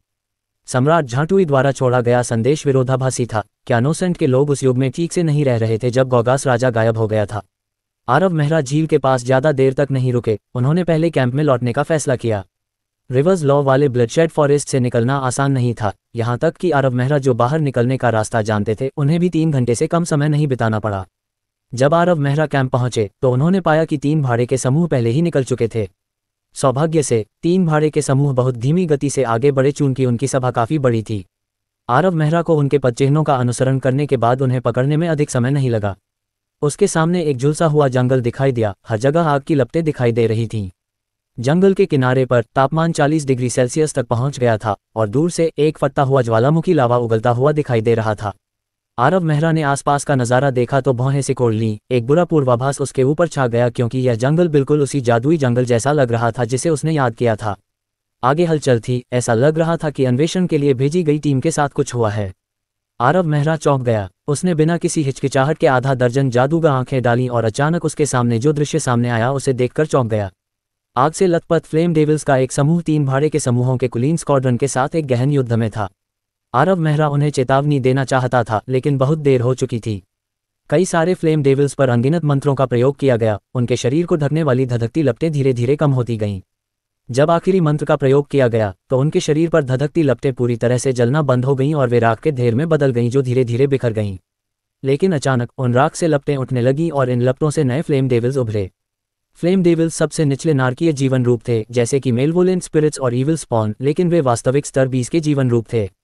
ये फ्लेम डेविल्स मेलवोलेंट स्पिरिट्स और ईविल स्पॉन से ज्यादा परेशान करने वाले थे। एक ही कारण से, अगर कोई फ्लेम डेविल को एक शॉट में नहीं मार सकता तो उसे जितने हिट मिलते उतने ही फ्लेम डेविल्स उसमें विभाजित हो जाते। ये बहुत भयावह था। वे वास्तव में कुछ मिनट पहले एक फ्लेम डेविल से मिले थे, लेकिन एक से यह एक दर्जन में बदल गया और फिर धीरे धीरे कई सैकड़ों में बदल गया। यदि 3 भाड़े के सैनिक समूह लगातार हमला करते रहे तो फ्लेम डेविल्स की संख्या बढ़ती रहेगी और तीनों भाड़े के सैनिकों को जल्द या बाद में विनाश का सामना करना पड़ेगा। अपने हाथ थाम लो, सब रुक जाओ। उस दहाड़ के बाद कुलीन दल ने अपना आक्रमण रोक दिया और रक्षात्मक गठन में बदल गया। उन्होंने कई सौ फ्लेम डेविल्स के हमलों का विरोध करने के लिए बर्फ की दीवारें छोड़ दीं। जब भी फ्लेम डेविल्स एक बर्फ की दीवार को तोड़ते तो उसकी जगह एक नई दीवार आ जाती। तीनों भाड़े के सैनिकों की सारी शक्ति मोर्चे पर केंद्रित थी और गतिरोध कुछ मिनटों तक चला। जब जादूगरों को मैना थकावट का सामना करना पड़ा तो उनकी जगह एक नया समूह आ गया। अचानक युद्ध के मैदान में एक भयावह आभा फैल गई। गड़गड़ाहट। इसके बाद दुनिया को हिला देने वाली आवाज आई, जैसे धरती हिल गई और टूट गई। दरार से एक काली धुंध रिसने लगी और जल्द ही एक विशाल हाथ जमीन से बाहर निकल आया। यह एक विशाल हाथ था जो अत्यधिक गर्मी उत्सर्जित करने वाली मुड़ी हुई लपटों से ढका हुआ था। इसके तुरंत बाद एक और हाथ आया। जब दरार काफी बड़ी हो गई तो एक जंगली दहाड़ गूंजी जब कई दर्जन मीटर लंबा अग्नि राक्षस छेद से बाहर कूद गया, जिससे पूरा पहाड़ हिल गया। सल्फर की घनी आभा ने जल्दी ही आसपास के वातावरण को भर दिया। यह एक स्तर 36 छोटा ज्वाला अधिपति था। 3 भाड़े के सैनिकों के समूहों के बीच एक आश्चर्यजनक रूप से परिपूर्ण मौन सहमति थी। बिना किसी पूर्व चर्चा के उन्होंने अपने सबसे मजबूत सैनिकों स्वॉर्ड सेंडीन, आर्कमेज डैल्सन और ओलारो, साथ ही रेड ड्रैगन भाड़े के सैनिकों के समूह के नेता रॉल्फ को भेजा। उच्च स्तरीय विशेषज्ञ तलवारबाज, उच्च जादूगर और दिव्य तीरंदाज दर्जनों की संख्या में आए। ओरसन, येलू, येमा, अन्ना, हेनरी और अन्य शक्तिशाली लोग वहां पहुंचे। कमज्वाला अधिपति की चमकदार लपटें सभी के चेहरों पर चमक रही थीं। सभी के भाव गंभीर, चिंतित और अधिकतर भयभीत थे। कुछ 100 ज्वाला शैतानों से उनकी सबसे मजबूत लाइनअप के साथ निपटना आसान कहा जा सकता है, लेकिन एक कमज्वाला अधिपति। अध्याय 386। लेसर फ्लेम ओवरलॉर्ड ने एक गहरी पार्श्विक दहाड़ लगाई। उसकी भयावह और भयानक आभा युद्ध के मैदान के हर कोने में फैल गई। लेसर फ्लेम ओवरलॉर्ड के मुंह से लावा जैसा लाल तरल पदार्थ निकला। स्वॉर्ड सेंडीन मुश्किल से बच पाया। उस लाल तरल पदार्थ ने उस जगह पर एक गड्ढा बना दिया जहां वह खड़ा था। डीन की हालत बहुत अच्छी नहीं थी। ऐसा लग रहा था कि उसका ऑरा प्रोटेक्शन कभी भी ढह जाएगा। वह अपने ऑरा प्रोटेक्शन को बनाए रखने के लिए बहुत अधिक मात्रा में ऑरा का उपयोग कर रहा था। खासकर जब वह मुश्किल से उस लाल तरल पदार्थ से बच पाया तो उसका हाथ इतना भाग्यशाली नहीं था और उसकी आधी हथेली जलकर काली हो गई थी। ये ऑरा प्रोटेक्शन के तहत हुआ, अगर यह नहीं होता तो उसका पूरा हाथ खत्म हो जाता। डेल्सन और ओलारो ने अपनी शक्ति का प्रदर्शन किया। उन्होंने दोनों ने लंबे मंत्र पढ़े, एक के बाद एक शक्तिशाली मंत्र डाले और उन्हें लेसर फ्लेम ओवरलॉर्ड पर फेंक दिया। लेकिन उन हमलों से लेसर फ्लेम ओवरलॉर्ड को ज्यादा नुकसान नहीं हुआ। वे इसके बारे में कुछ नहीं कर सकते थे। नर्क से आए इस जीवन रूप का प्रतिरोध बहुत ज्यादा था। इनाया ऑर्सन जैसे उच्च स्तरीय विशेषज्ञ तलवारबाज और उच्च जादूगरों ने भी दूर से लेसर फ्लेम ओवरलॉर्ड पर हमला किया। कुछ ही मिनटों में 5 उच्च स्तरीय उच्च जादूगर चकमा देने में विफल रहे और उस लाल तरल पदार्थ में समा गए, राख में बदल गए। तीनों भाड़े के सैनिक समूह उस लेसर फ्लेम ओवरलॉर्ड के खिलाफ एक साथ लड़ रहे थे, फिर भी वे अभी भी नुकसान में थे। एक शक्तिशाली फ्रॉस्ट एरो ने वातावरण को भेद दिया। रॉल्फ एक गंभीर भाव के साथ दूरी पर खड़ा था, उसके हाथ लगातार हिल रहे थे। शक्तिशाली थर्ड रैंक फैंटम आर्चर ने एक के बाद एक तीर एकदम सटीकता से चलाए, एक भी चूका नहीं और उन सभी ने लेसर फ्लेम ओवरलॉर्ड को बहुत प्रभावित किया। प्रत्येक फ्रॉस्ट एरो ने लेसर फ्लेम ओवरलॉर्ड को धीमा कर दिया। रॉल्फ का मानना था कि हालांकि यह लड़ाई थोड़ी निराशाजनक होगी, लेकिन वे अंततः जीतेंगे। एक और फ्रॉस्ट एरो उड़ गया। ये वही बदमाश है। रॉल्फ ने अनजाने में एक काले रंग की छाया देखी और उसका चेहरा गंभीर हो गया। उसकी पुतलियां सिकुड़ गईं। उस छाया ने काले रंग का लबादा पहना हुआ था और एक साधारण छड़ी पकड़ी हुई थी। वह लगभग 20 साल का लग रहा था और दूसरे दर्जे के उच्च जादूगर की तरह मन के उतार चढ़ाव कर रहा था। फिर भी उसके चेहरे पर वही खास मुस्कान थी जो रॉल्फ को याद थी। वह उस मुस्कान से बहुत परिचित था। उसने कल रात इसका सपना देखा। कुछ समय पहले उसे एक वेरिएंट ब्लैक छिपकली के निशान मिले। वह अपने साथ आध्यात्मिक जादू के उपकरण तीरों को शांत करने के लिए उसका खून लेने के लिए उसे मारने ही वाला था, लेकिन इस युवा जादूगर ने एक महत्वपूर्ण समय पर उसे छीन लिया। रॉल्फ तेजी से उस युवा जादूगर की ओर बढ़ा। अब जब वे तुलान पर्वत श्रृंखला की गहराई की ओर बढ़ रहे थे तो 3 भाड़े के समूहों को एक मजबूत रिश्ता बनाए रखने की जरूरत थी। यदि तीनों भाड़े के सैनिक समूह बिखर गए और अपने अपने रास्ते पर चल पड़े तो वे नष्ट हो जाएंगे। युवा जादूगर पहली बार उस अराजक युद्ध क्षेत्र में दिखाई दिया। उस समय रॉल्फ सोच रहा था कि वह बदमाश मंदिर के शूरवीरों का हिस्सा था या स्वर्ग के ज्ञानवर्धक भाड़े के सैनिक समूह का। चाहे कोई भी भाड़े का सैनिक समूह हो, रॉल्फ जल्दबाजी में काम नहीं कर सकता था। यदि वह युवा जादूगर को मार देता या घायल कर देता तो मंदिर के शूरवीर और स्वर्ग के ज्ञानवर्धक भाड़े के सैनिक समूह अनिवार्य रूप से रेड ड्रैगन भाड़े के सैनिक समूह से असंतुष्ट हो जाते। ये वह परिणाम नहीं था जिसे रॉल्फ देखना चाहता था। रॉल्फ एक सावधानीपूर्वक योजना बनाने वाला व्यक्ति था। वह उत्तेजना के कारण तरकीन तरीके से काम नहीं करता, अन्यथा उसका रेड ड्रैगन भाड़े का सैनिक समूह ओकलैंड के शीर्ष 3 भाड़े के सैनिकों में से एक नहीं बन पाता। शांत होने के बाद रॉल्फ की नज़र उस युवा जादूगर से हटकर एक पीले युवा उच्च जादूगर पर चली गई जो आराम कर रहा था। उसका हाथ जल रहा था। रॉल्फ ने उसे एक नज़र में पहचान लिया। ये वाइस लीडर ओलारो का अभिमानी शिष्य था। रॉल्फ ने खुद को मैजिक ऑरा में ढक लिया और तुरंत ऑर्सन के पास पहुंच गया। फिर उसे घसीटते हुए सामने खड़े युवा जादूगर की ओर इशारा करते हुए कहा, ऑर्सन, क्या तुम इस व्यक्ति को जानते हो? क्या ये तुम्हारा ही कोई है? अगर तुम उसका नाम जानते हो तो मुझे अभी बताओ। अगर वह स्वर्ग ज्ञानवर्धक भाड़े के सैनिकों के समूह का सदस्य नहीं है तो वह निश्चित रूप से मंदिर के शूरवीरों में से है। एक बार जब मुझे इस बदमाश के बारे में सब कुछ पता चल जाएगा तो मैं इस लड़ाई के खत्म होने के बाद व्यक्तिगत रूप से उसके भाड़े के सैनिकों के समूह में जाऊंगा।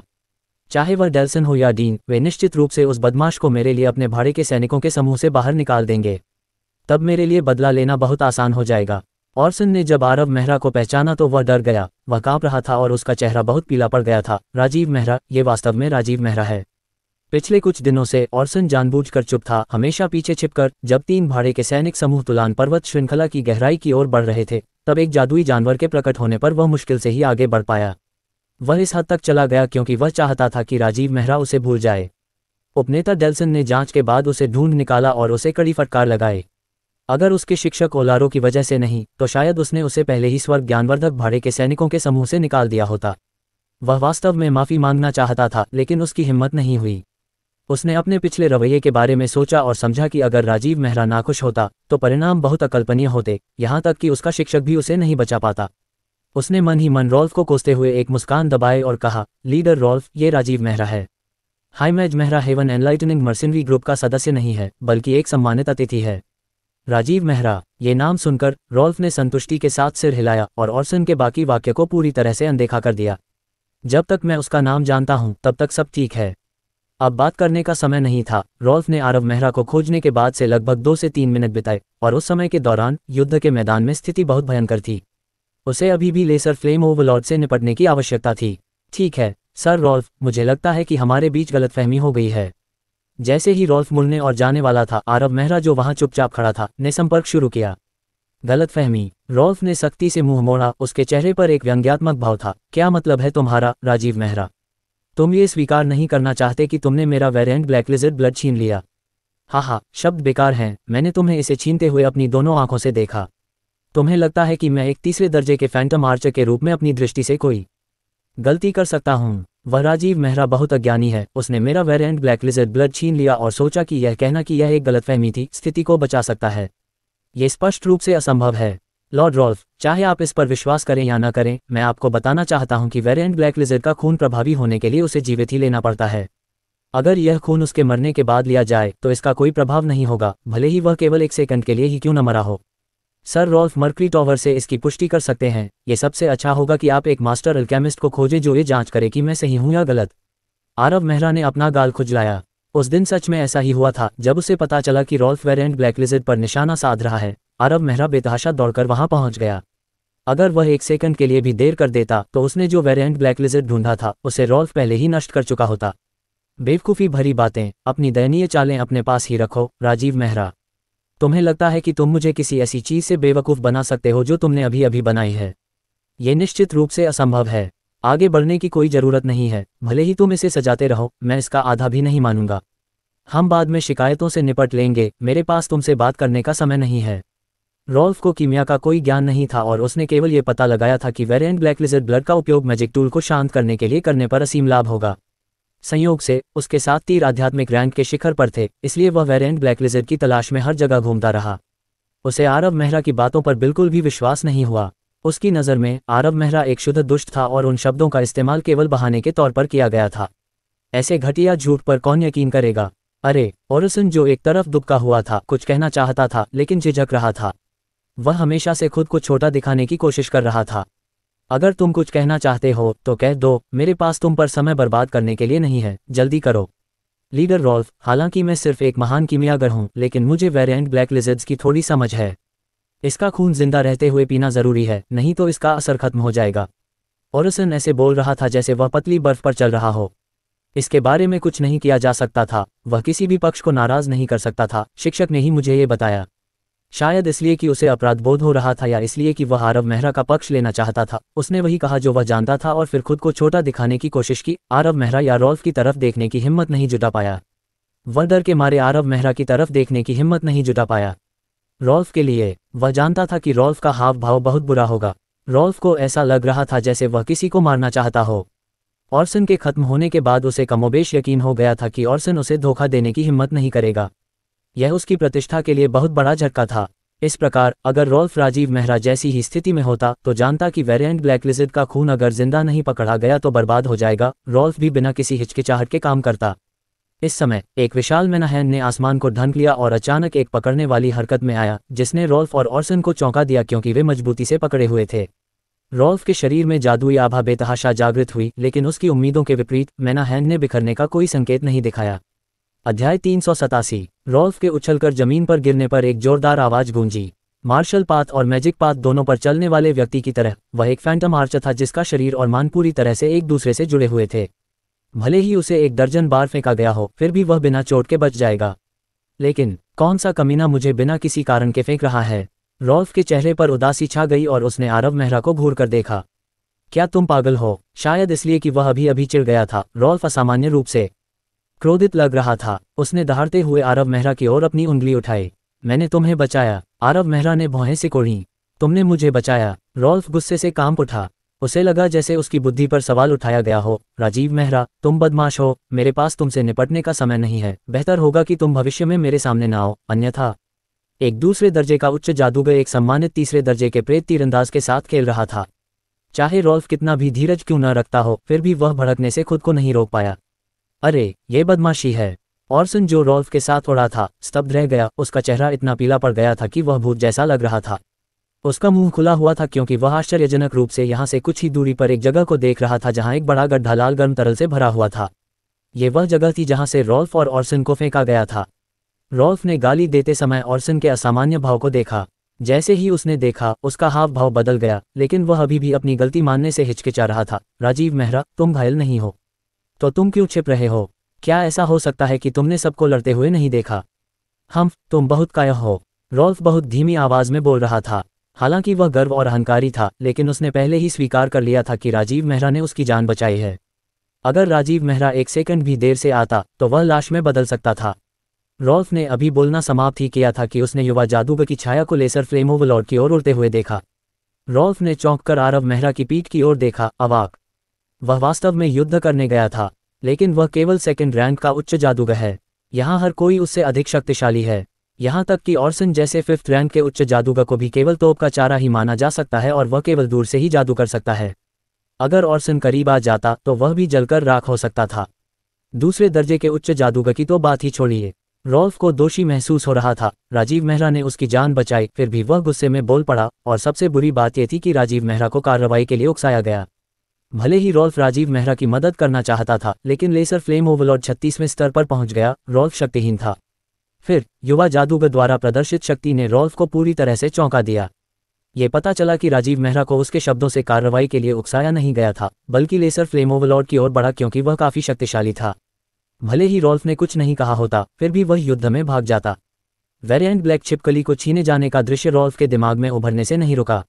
उसे हमेशा लगता था कि दूसरा पक्ष एक कमजोर द्वितीय श्रेणी का उच्च जादूगर था जिसने संयोग से वेरिएंट ब्लैक छिपकली को चुरा लिया था।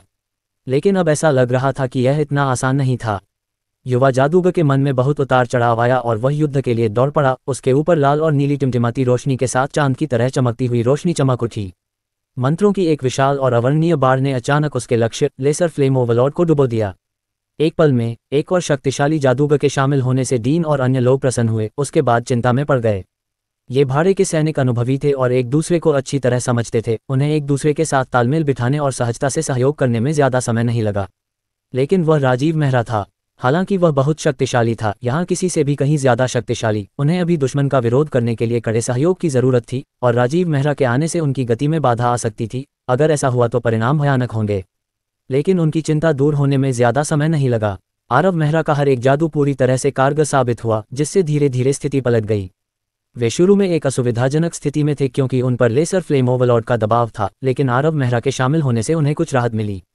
आरव मेहरा ने आइस एलिमेंटल अवतार का पूरा इस्तेमाल किया, जिससे उनके शरीर के चारों ओर बर्फ की एक परत जम गई। आइस एलिमेंटल अवतार के तहत आरव मेहरा की गति और शक्ति को भयावह माना जा सकता था। उनका शरीर भगवान के शरीर जितना भयावह था। केवल एक सफेद छाया लेसर फ्लेम ओवरलॉर्ड की ओर चमकती हुई दिखाई दे रही थी। डीन और अन्य लोगों के बीच मौन सहमति थी क्योंकि उन्होंने आरव मेहरा, विशेष रूप से डेल्सन और ओलारो के लिए एक रास्ता खोल दिया था। वे लेसर फ्लेम ओवरलॉर्ड पर शक्तिशाली मंत्र जारी करते रहे ताकि उनकी कुछ शक्ति को सीमित किया जा सके। डीन के लिए उनकी एक हाथ वाली तलवार भयावह बिजली के साथ गरजती हुई फट गई।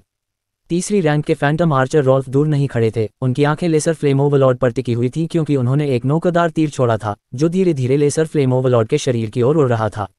आरव मेहरा के फ्रॉस्ट जायंट एलिमेंटल अवतार ने लेसर फ्लेम ओवरलॉर्ड के शरीर पर एक भारी मुट्ठी लगाने के उस क्षणभंगुर अवसर को पकड़ लिया। लेसर फ्लेम ओवरलॉर्ड के शरीर के सख्त होने पर एक गड़गड़ाहट सुनी जा सकती थी। कई घुमावदार लपटें एक पल में ही काली होती दिख रही थीं। इस बार लेसर फ्लेम ओवरलॉर्ड ने एक गहरी गर्जना की, जिससे अग्नि तत्व जाग उठे और उसने दोनों हाथों से जमीन को कुचल दिया, अनगिनत चट्टानों को कुचल दिया और अनगिनत दरारें पैदा कर दीं। युद्ध के मैदान के हर कोने में एक धधकती आभा फैल गई क्योंकि अनगिनत दरारों से लावा फूट पड़ा, जिससे पूरा युद्ध क्षेत्र लावा के समुद्र में बदल गया।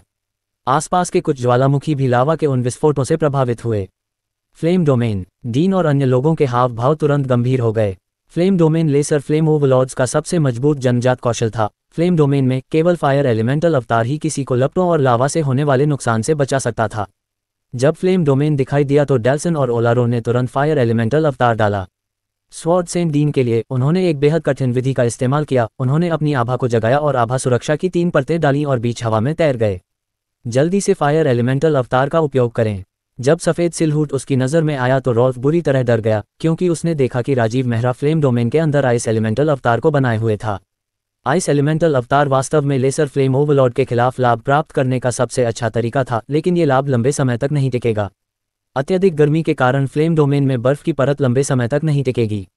एक बार जब ये पिघल गई तो उसका शरीर गर्मी को कैसे सहन कर सकता था। ये रॉल्फ के लिए बस मौत को आमंत्रित करना था।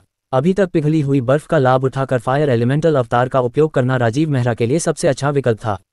शिट, रॉल्फ ने आरव मेहरा को देखा लेकिन समझ नहीं पाया कि उसने अभी तक इस समय स्विच क्यों नहीं किया। क्या उसे नहीं पता कि वह मौत को दावत दे रहा है? हालांकि उन्हें लेसर फ्लेम ओवरलॉर्ड से निपटना था, लेकिन फ्लेम डोमेन में अपनी जान बचाना ज़्यादा ज़रूरी था। वह इतनी आसान बात कैसे नहीं समझ सकता था। रॉल्फ बहुत चिंतित था। उसने शुरू में सोचा था कि हालांकि राजीव मेहरा था, लेकिन उसके पास वास्तव में आर्कमेज के बराबर शक्ति थी और वह डेल्सन और ओलारो से भी ज़्यादा शक्तिशाली था। ऐसे व्यक्ति की मदद से उनके पास लेसर फ्लेम ओवरलॉर्ड को हराने का ज़्यादा मौका होगा। लेकिन रॉल्फ को एहसास हुआ कि वह गलत था। एक कम रैंक वाला हाई मैच भी जानता होगा कि फायर एलिमेंटल अवतार ही एकमात्र विकल्प था, फिर भी यह राजीव मेहरा नहीं जानता था और उसने अपना आइस एलिमेंटल अवतार चालू रखा। लेकिन कुछ सेकंड के बाद भी युवा जादूगर के शरीर पर बर्फ उतनी जल्दी नहीं पिघली जितनी उसने कल्पना की थी। इस खोज ने रॉल्फ को चौंका दिया और उसने अविश्वास में आरव मेहरा को देखा। ये कैसे हो सकता है? फ्लेम डोमेन का तल लावा है, तापमान इतना अधिक है कि एक शीर्ष आर्कमेज का आइस एलिमेंटल अवतार भी पिघल जाएगा। ये सामान्य ज्ञान को खत्म कर रहा था, ये बहुत ही तर्कहीन था। फिर रॉल्फ को पता चला कि यह उससे बहुत दूर था। रॉल्फ ने ध्यान से देखा और आरव मेहरा के आइस एलिमेंटल अवतार पर लपटों की एक पतली परत देखी। इसे नोटिस करना बेहद मुश्किल था, लेकिन लौ की इस पतली परत के कारण आरव मेहरा के आइस एलिमेंटल अवतार में पिघलने का कोई संकेत नहीं दिखा। इस खोज ने तुरंत रॉल्फ को अचंभित कर दिया। वह पूरी तरह से चौंक गया। भले ही वह सिर्फ एक फैंटम आर्चर था, लेकिन वह समझ गया कि यह डुअल एलिमेंटल अवतार था। ये भयावह क्षमता आर्कमेज क्षेत्र से संबंधित नहीं थी, केवल स्वर्ग के जादूगर ही दो परस्पर विरोधी एलिमेंटल अवतारों का पूरी तरह से उपयोग कर सकते थे। उसके पास ऐसी भयावह क्षमता कैसे हो सकती है? हालांकि वह जानता था कि राजीव मेहरा शक्तिशाली है, लेकिन चाहे वह कितना भी शक्तिशाली क्यों न हो, उसके लिए डुअल एलिमेंटल अवतार जैसी स्वर्ग रैंक मैच क्षमता का उपयोग करना थोड़ा तर्कहीन था।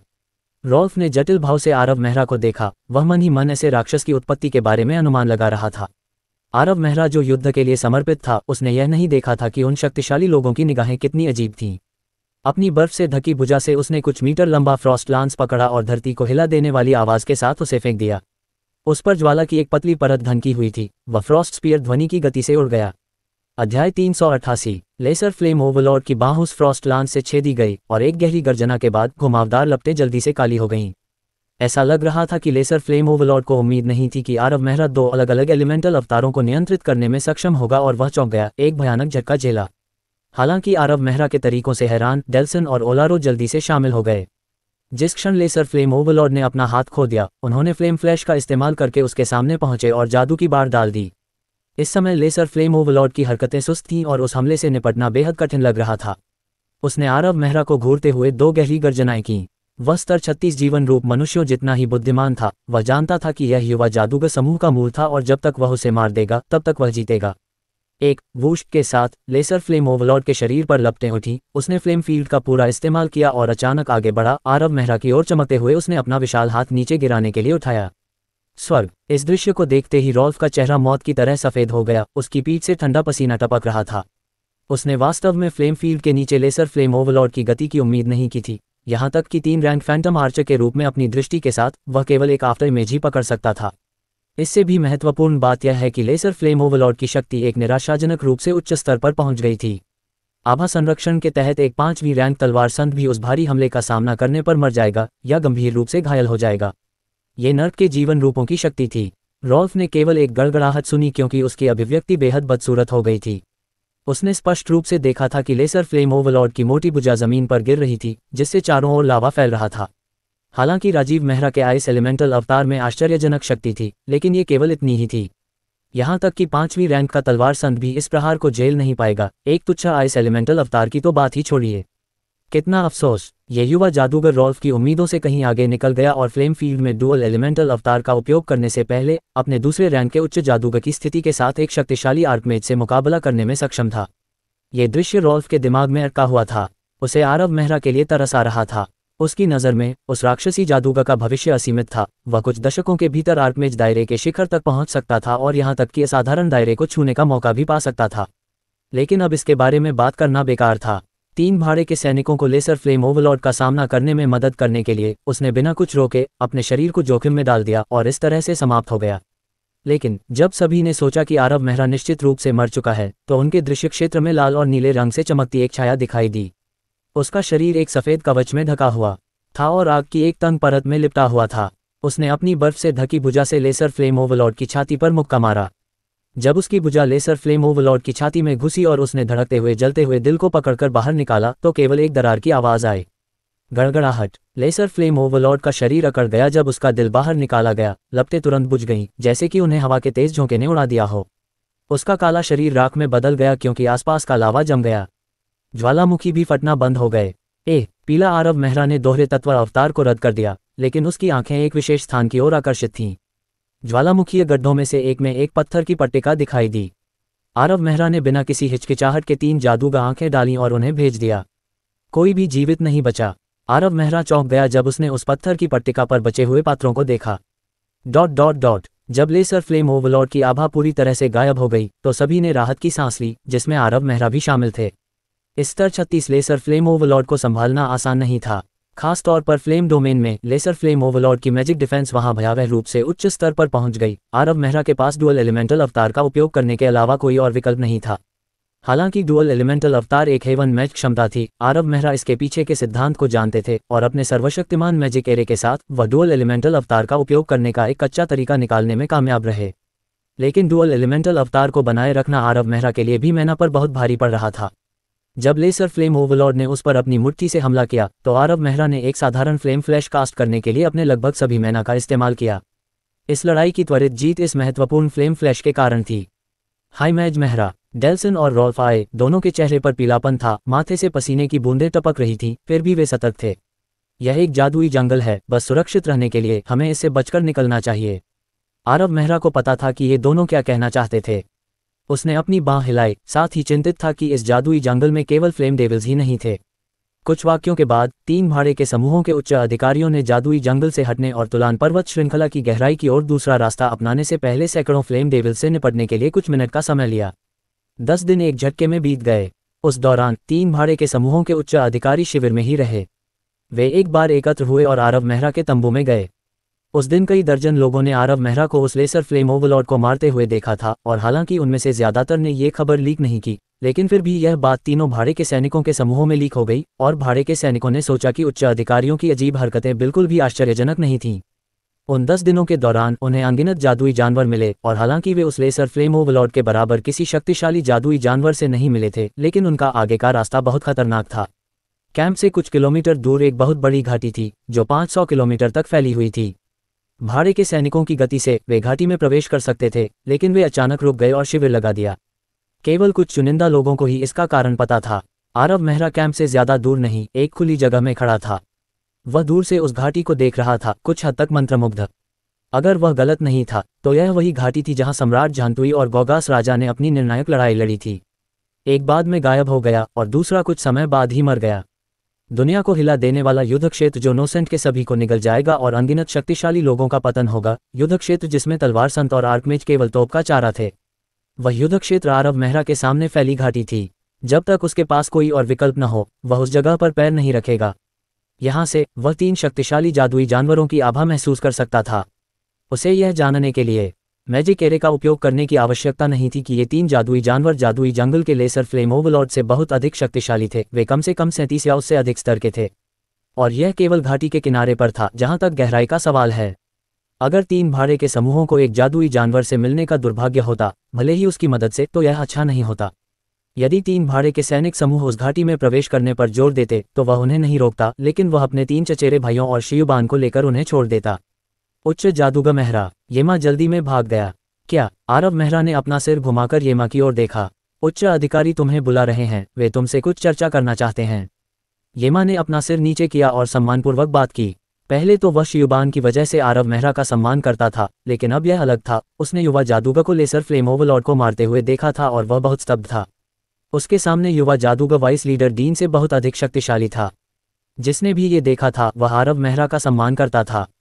मुझे अपने साथ ले चलो, आरव मेहरा ने सिर हिलाया। आरव मेहरा येमा द्वारा निर्देशित होने के बाद एक तंबू में पहुंच गया। यह अस्थायी मीटिंग रूम था और डीन, डेल्सन और अन्य उच्च अधिकारी वहां थे।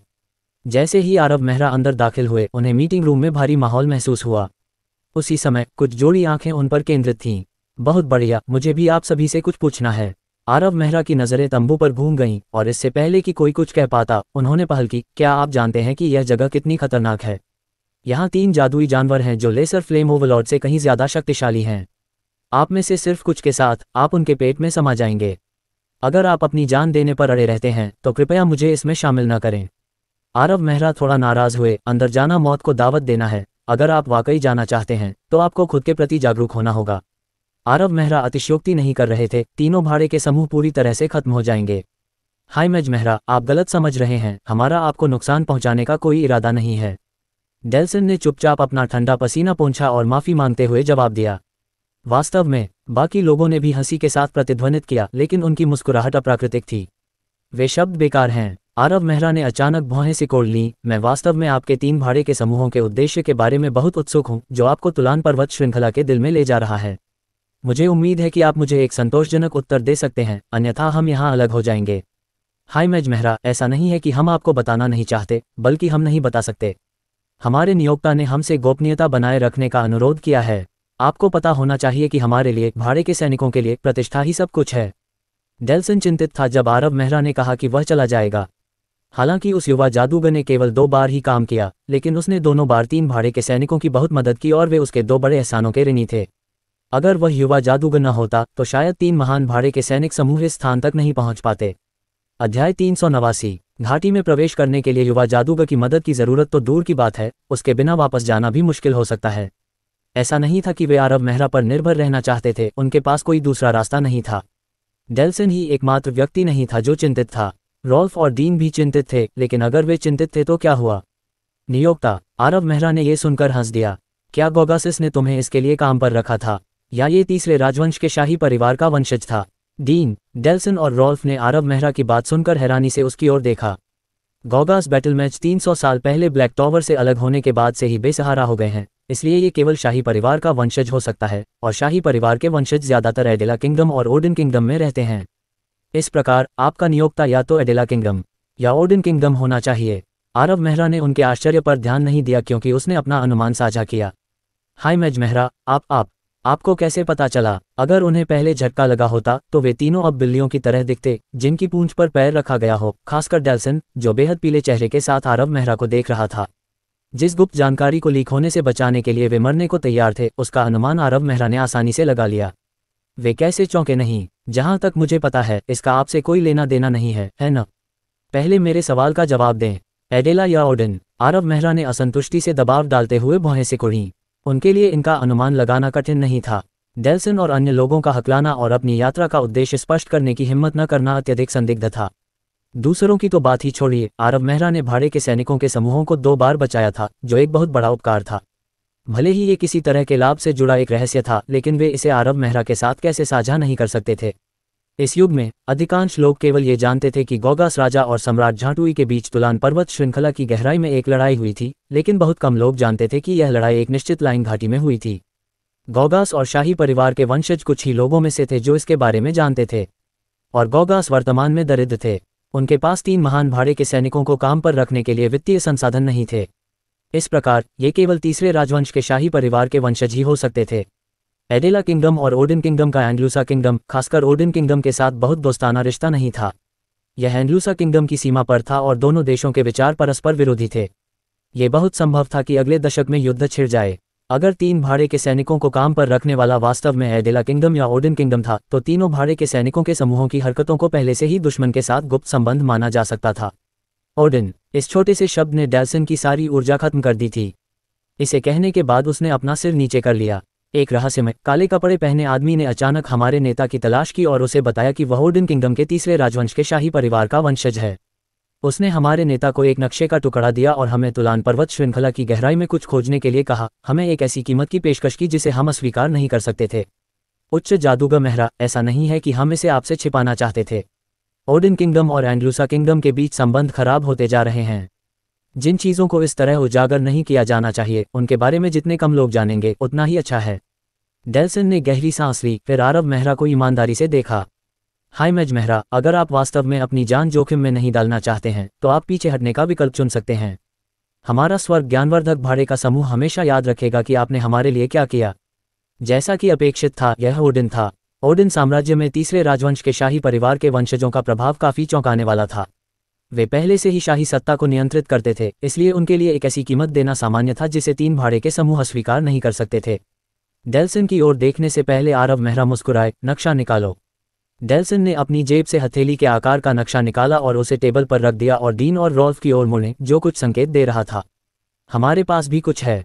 डेल्सन की शर्मिंदगी को देखते हुए उन्होंने जल्दी से अपनी जेब से नक्शे के टुकड़े निकाले, निराश होकर। उन्हें टेबल पर रखने के बाद रॉल्फ ने अनजाने में आरव मेहरा को देखा और समझाया, जिस रहस्यमय आदमी के बारे में सर डेल्सन ने बात की थी, उसने भी हमारे भाड़े के समूहों की तलाश की और हमें नक्शे के टुकड़े दिए। वायवन हमले के बाद ही हमें तुलान पर्वत श्रृंखला के खतरे की सीमा का एहसास हुआ। हम सिर्फ एक समूह की शक्ति पर निर्भर होकर जीवित नहीं रह सकते थे, इसलिए हमें एक साथ आने में ज्यादा समय नहीं लगा। आरव मेहरा ने कुछ नहीं कहा। वह टैबलेट पर नक्शे के टुकड़ों को ध्यान से देख रहा था। कुछ देर देखने के बाद उसने अप्रत्याशित रूप से 2 नक्शे के टुकड़े निकाले और उन्हें टेबल पर रख दिया, जिससे एक पूरा नक्शा बन गया। पूरा नक्शा बनाने के बाद आरव मेहरा का ध्यान तुरंत एक खास जगह पर गया। यह एक छोटी सी खाली जगह थी, जो लगभग एक नाखून के आकार की थी। वहां कोई नुकसान नहीं था और यह किसी चीज से छिपा नहीं था, लेकिन अजीब बात यह है कि वहां कुछ भी नहीं बनाया गया था। थोड़ी देर देखने के बाद उसने दूसरी तरफ देखा और यह नहीं बताया कि वे 2 नक्शे के टुकड़े कहाँ से आए। उसने केवल धीरे से कहा, कल भोर में निकल जाना। अगर 3 भाड़े के सैनिकों ने उसे इससे पहले लाइन कैनियन जाने के लिए कहा होता, तो वह बिना शर्त शत्रुतापूर्ण हो जाता और उन्हें मौत के घाट उतारने और उन्हें अपने साथ नीचे खींचने की कोशिश करने के लिए शाप देता। लेकिन अब उसे जाना ही था, क्योंकि नक्शे का खाली हिस्सा लाइन कैनियन का स्थान था और लाइन कैनियन काफी खास था। ये वह जगह थी जहां सम्राट झांतुई और गौगास राजा ने अपनी अंतिम लड़ाई लड़ी थी, इसलिए हो सकता है कि गौगास राजा ने वहां कुछ चीजें छोड़ी हों। उस 6 सूत्रीय ध्यान विधि सेट का महत्व बिना कहे ही समझ में आ गया। ये कुछ ऐसा नहीं था जिसे कुछ शब्दों में वर्णित किया जा सके। ये केवल अनुमान था, उसे निश्चित होने के लिए जाकर जांच करनी थी। अगले दिन 3 भाड़े के समूह सुबह तैयार हो गए और लाइन कैनियन की ओर मार्च करना शुरू कर दिया। वे जल्दी से प्रवेश द्वार से उन्हें अलग करने वाले कुछ किलोमीटर को पार कर गए और घाटी में प्रवेश किया। केवल जादुई जानवरों के एक बड़े समूह द्वारा उनका स्वागत किया गया। उनकी रैंक बहुत अधिक नहीं थी, केवल 17 या 18 स्तर के आसपास, और उनमें से केवल लगभग 100 थे। खूनी लड़ाई आधे घंटे बाद समाप्त हुई और युद्ध के मैदान को साफ करने के बाद 3 भाड़े के समूह आराम करने और फिर से संगठित होने लगे। इस समय एक काला सिलहूट आसमान से उतरा। आप कौन हैं? एक अप्रत्याशित अतिथि के आगमन ने कई लोगों को चौंका दिया। धनुर्धारियों ने तीर चलाना शुरू कर दिया और जादूगरों ने मंत्र तैयार करना शुरू कर दिया। जब तक वह आदमी कोई ऐसा काम करता जिसे खतरनाक माना जाता, वे बिना किसी हिचकिचाहट के अपने हमले शुरू कर देते। उस आदमी ने चुपचाप इधर उधर देखा और फिर कर्कश स्वर में कहा, अपने उच्च अधिकारियों को बुलाओ। एक नज़र में उसने उन भाड़े के सैनिकों को सिहरन महसूस कराई। उन्हें लगा जैसे कोई सांप उन्हें देख रहा है। डेल्सन और अन्य लोग किसी मामले पर चर्चा कर रहे थे और जब उन्होंने एक रिपोर्ट सुनी तो वे सभी दौड़े चले आए। जब उन्होंने उस आदमी को देखा तो वे चौंक गए क्योंकि उन्होंने उसे पहचान लिया था। सर सोलन, ऐसा संयोग, आप यहाँ क्यों हैं? आप हमें क्यों ढूंढ रहे हैं? डेल्सन ने बिना किसी हड़बड़ी के सोलन को नापते हुए कहा। उसने सोलन मोंची के बारे में पहले ही सुन लिया था। वह ब्लैक टॉवर का एक प्रसिद्ध प्रतिभाशाली व्यक्ति था जो कुछ समय पहले ही आर्कमेज दायरे में पहुंचा था। हाँ, यह एक संयोग है। सोलन ने उदास होकर डेल्सन की ओर देखा और उसने जबरदस्ती हंसते हुए कहा, वास्तव में यह मामला बहुत जरूरी नहीं है। बस इतना है कि लाइन कैनियन के अंदर खतरा बहुत ज्यादा है। मुझे डर है कि आपके 3 भाड़े के सैनिक समूह खत्म हो जाएंगे, इसलिए मैं आपको खास तौर पर ब्लैक टॉवर में शामिल होने के लिए आमंत्रित कर रहा हूँ। क्या आप ऐसा करेंगे? यह अच्छा नहीं है। डेल्सन के हाव भाव बदल गए। वह सोलन वॉटसन के शब्दों के पीछे का मतलब समझ सकता था। हालांकि वह बहुत चतुर था, लेकिन सोलन तीनों भाड़े के सैनिकों की मेहनत से फायदा उठाना चाहता था। और क्यों वह उन्हें ब्लैक टॉवर की टीम में शामिल होने और उनकी रक्षा करने के लिए आमंत्रित करता? ये बिल्कुल असंभव था। क्लाउड टॉवर के साथ साथ एंड्रूसा की 2 प्रमुख जादूगर सेनाओं में से एक ब्लैक टॉवर की ताकत बेहद प्रमुख थी। हालांकि वहां मौजूद 3 भाड़े के सैनिक समूह शीर्ष 3 भाड़े के सैनिक समूह थे, लेकिन वे ब्लैक टॉवर से कुछ स्तर नीचे थे। वे आमतौर पर इस रवैये को सहन कर लेते, लेकिन अब यह अलग था। तीनों भाड़े के समूहों के पास कोई विकल्प नहीं था और उन्हें ब्लैक टॉवर को अस्वीकार करने के लिए मजबूर होना पड़ा। अगर उनकी मेहनत ब्लैक टॉवर ने ले ली तो वे अपने नियोक्ता को क्या दे सकते थे? सर मोंची, मुझे सच में खेद है। हमारे 3 भाड़े के समूहों को अभी भी कुछ महत्वपूर्ण काम निपटाना है। हम आपके ब्लैक टॉवर के गठन में शामिल नहीं हो सकते। हमारी गहरी क्षमायाचना, लेकिन ब्लैक टॉवर के अच्छे इरादों के लिए बहुत बहुत धन्यवाद। डीन दूर नहीं था, इसलिए जब उसने सोलन के शब्द सुने तो वह दौड़कर गया और मना कर दिया। उपनेता डीन सही कह रहे हैं। रॉल्फ भी वहां गया। मैंने कहा, लाइन कैनियन बहुत खतरनाक है। अगर आप ब्लैक टॉवर के गठन में शामिल नहीं हुए तो आपको विनाश का सामना करना पड़ेगा। सोलन ने अपने शब्दों में एक धमकी छिपाते हुए उपहास किया। उसकी नज़र में तीनों भाड़े के समूह और ब्लैक टॉवर एक ही स्तर पर नहीं थे। वह सिर्फ थोड़ा विनम्र था और उनकी चापलूसी कर रहा था, लेकिन चीज़ें उसकी उम्मीदों के मुताबिक नहीं चल रही थीं। नष्ट न होना हमारे 3 भाड़े के सैनिकों के समूहों के लिए चिंता की बात है, न कि आपके ब्लैक टॉवर के लिए। डेल्सन के चेहरे पर एक दुर्लभ मुस्कान दिखाई दी। हालांकि वह ब्लैक टॉवर की शक्ति से डरता था, लेकिन एक दूसरे दर्जे का आर्कमेज उसके सामने खड़ा था, जो शीर्ष 3 भाड़े के सैनिकों के समूहों में से एक का उपनेता था। वह इसे कैसे स्वीकार कर सकता था? ब्लैक टॉवर वास्तव में शक्तिशाली है, लेकिन आप ब्लैक टॉवर की प्रतिष्ठा का उपयोग करने वाले मात्र दूसरे दर्जे के आर्कमेज हैं। आप ब्लैक टॉवर का प्रतिनिधित्व कैसे कर सकते हैं? डेल्सन पहले से ही अपने मन में डांट रहा था। अध्याय 390। मुझे इसे फिर से कहने दो। ब्लैक टॉवर आपके 3 महान भाड़े के सैनिकों के समूहों पर कब्जा कर रहा है। सोलन ने तीनों को ठंडी निगाहों से देखा।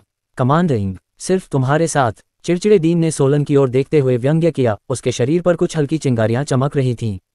तीसरे दर्जे के तलवार संत की शक्ति के साथ डीन सोलन को अपनी नजरों में नहीं रख पा रहा था। जब डीन तलवार संत बन गया था, तब सोलन अभी भी एक उच्च जादूगर था। लेकिन उस समय अचानक एक आवाज गूंजी, ठीक है, वहीं रुक जाओ। तुम्हारे 3 भाड़े के सैनिक समूह ये भूल गए थे कि ब्लैक टॉवर तुमसे चर्चा नहीं कर रहा है। हम तुम्हें अपने कब्जे में ले रहे हैं। क्या तुम्हें नहीं पता कि इसका क्या मतलब है? जब वह आवाज अचानक प्रकट हुई, तो सभी को लगा कि एक बहुत बड़ी शक्ति उतर रही है। वह शक्ति अथाह थी। डेल्सन और रॉल्फ, जो कि शायद ही कभी देखे जाने वाले विशेषज्ञ थे, के मन में उस शक्ति का विरोध करने का कोई विचार नहीं था। ऐसा लग रहा था कि लाइन कैनियन खामोश हो गया है। तीनों के चेहरे राख हो गए हैं।